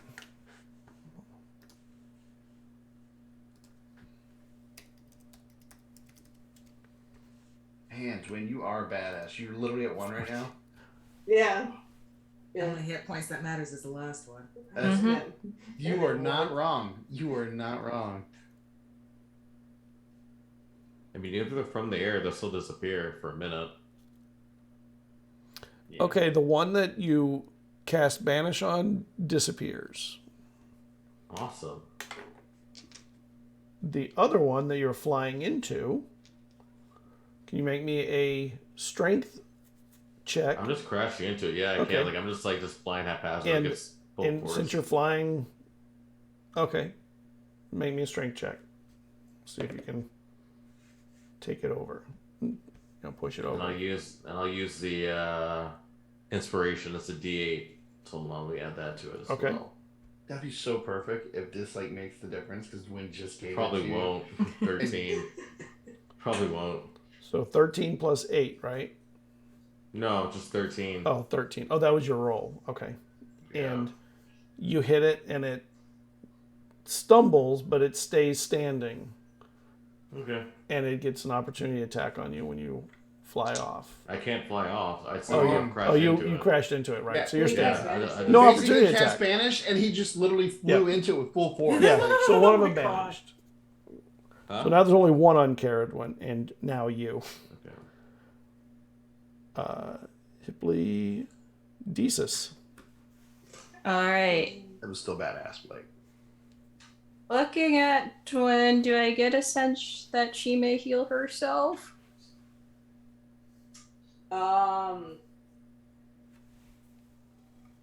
You probably know that That would be a little meta. yeah, that'd be a little meta. That's too meta. I was like, maybe if you roll an insight, see if like compared to I combat. will hope go so forward. because seeing her get hit kind of entrences Desis as she starts screaming out forward, and the light that her starry form, like through her eyes and her veins, flash into a matte black as she runs forward in 30 feet and casts blight on the one that's left on the field in front of Gwen. So they need to make a con save. 15. Failed. They take the full 8d8. 88. 8d8. 80s. It's a force of habit. The numbers. 15. 29. 35. 40. You can stop counting. 48. Necrotic. Wow. This is Anki. So Oh yeah, so the creature... how do you want to end this one? So in like Desis scream forward as she's running forth, and just that bright, radiant light almost turns that map black.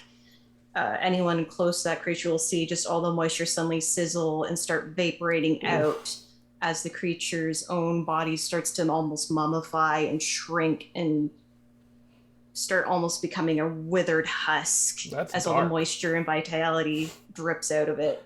I think That's as, dark. I think as you see me running right next to you, you just hear me go, "Remind me not to piss you off." That was my action. Is there anything else left on the field? Nasty. There is one on Jada. Then I send my tendrils over there for smacky smack. Smacky smack. Let's use this die. Smacky smack. Don't look back. All right. What's my bonus? You think I know things? Dirty 20 to hit. That hits. Dirty. All right. And they take 7 cold damage.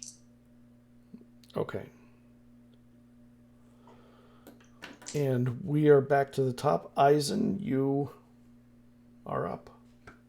All right, that one is the one that's still on Jada. I'm going to take the psychic blades and I'm going to throw them because they can be thrown as well. Right at it. Okay. 13 plus 9. For the first one, second attack is. That hits. The second one's a nat 20. Okay. So, Double the damage.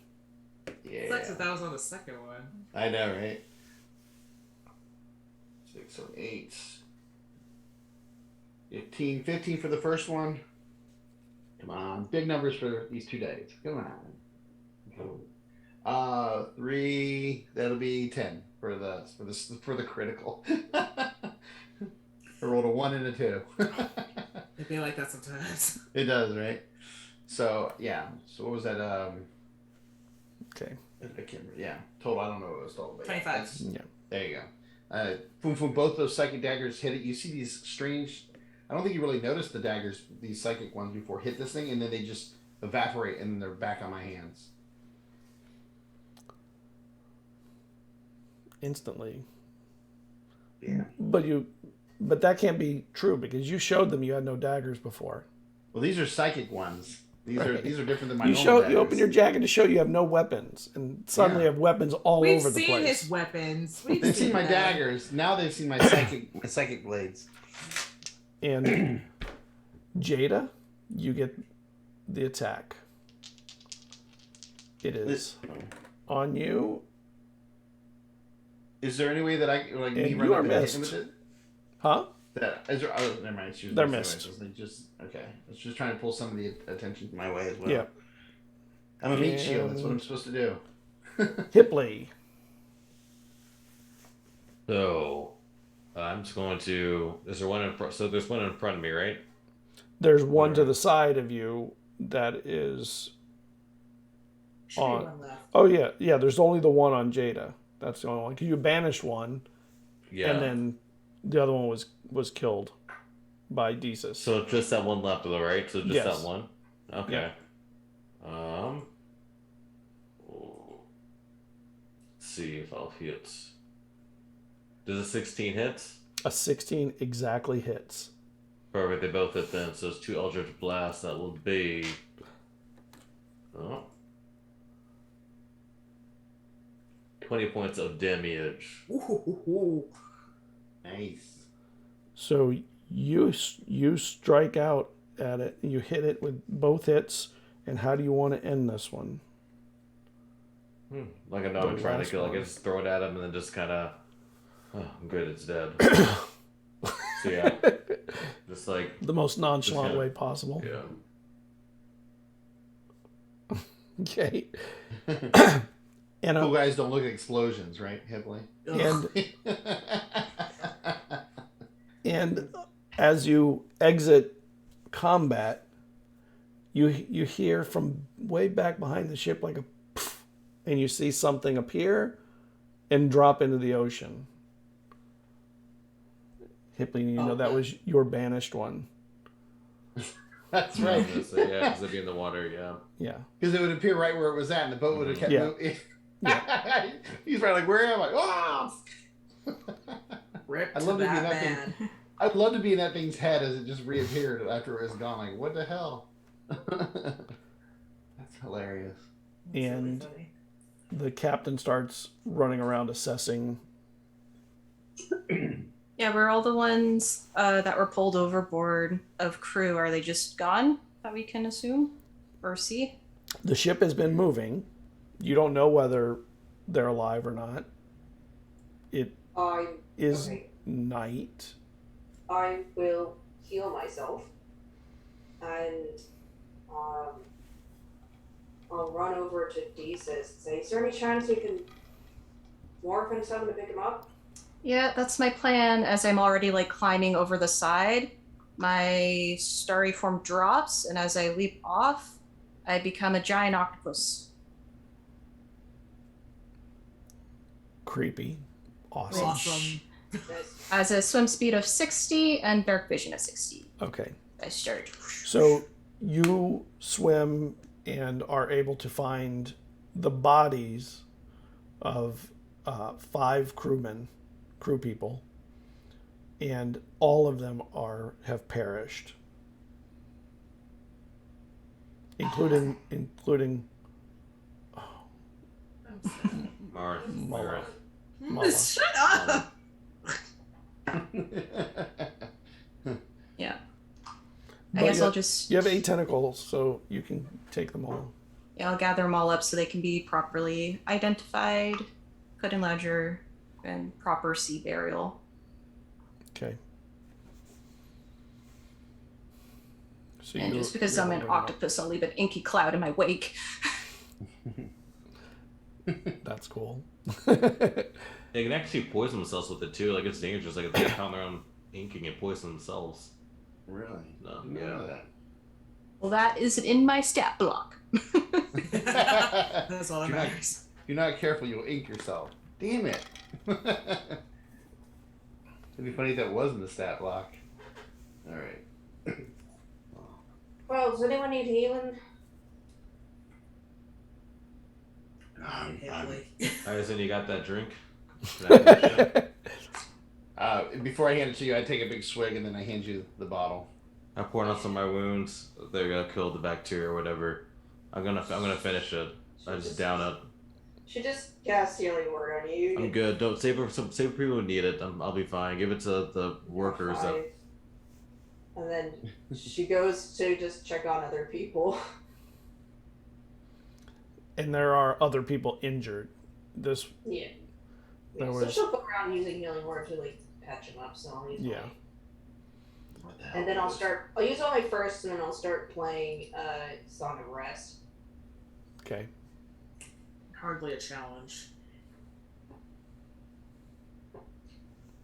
And Dwayne's just like, I don't know about that. Maybe not for us, but there were still 5 people that we lost. All right. Oh, So, yeah. they anchor the ship to assess the damage, make sure the ship is okay, and handle, the burials at sea of those who didn't make it. Throughout the night, everyone is going through the things they need to go through. They're grieving, but also knowing that they still have another half a day or day to withe, so they still have to continue on. So they say the things that they say. From the religious perspective, the Akor, they're mostly followers of Akor, and Oh. they Play so- hymns for the hymns of Akor. I probably know some, so I'll play them. yeah. After all the time with Morcant, for sure, some, probably a lot, and they appreciate that. They're thankful for that, and then they let the bodies wash away into the sea. After a couple of hours of mourning, they raise anchor, raise the sail, and they're back on their way. And it is a pretty quiet ship for the next day.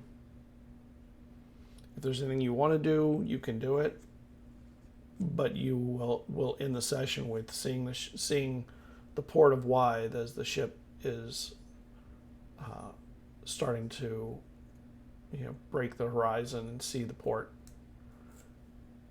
I'll just help out with the ship. Okay. I'd apologize to the captain. I want to talk to the captain alone and apologize to them. I tell them this is our fault. We brought these things on here. They would have attacked if we weren't here.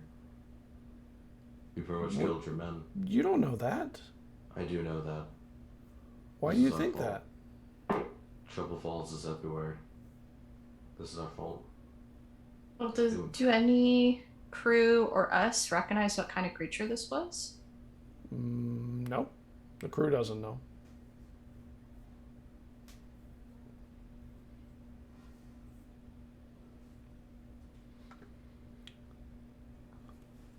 Go in here, crew There- people still alive. there are- I can there guarantee are- that. There are dangers crossing the sea all the time. There are sea beasts that there's the draken snakes.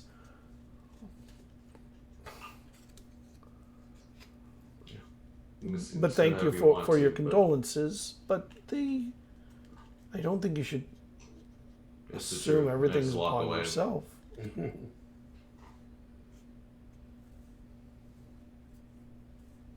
Okay.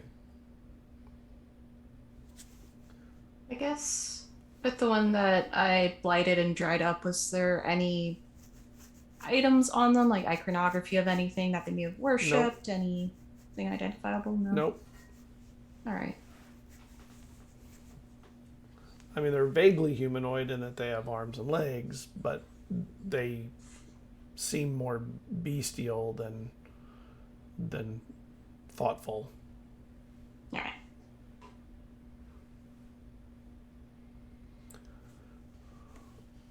And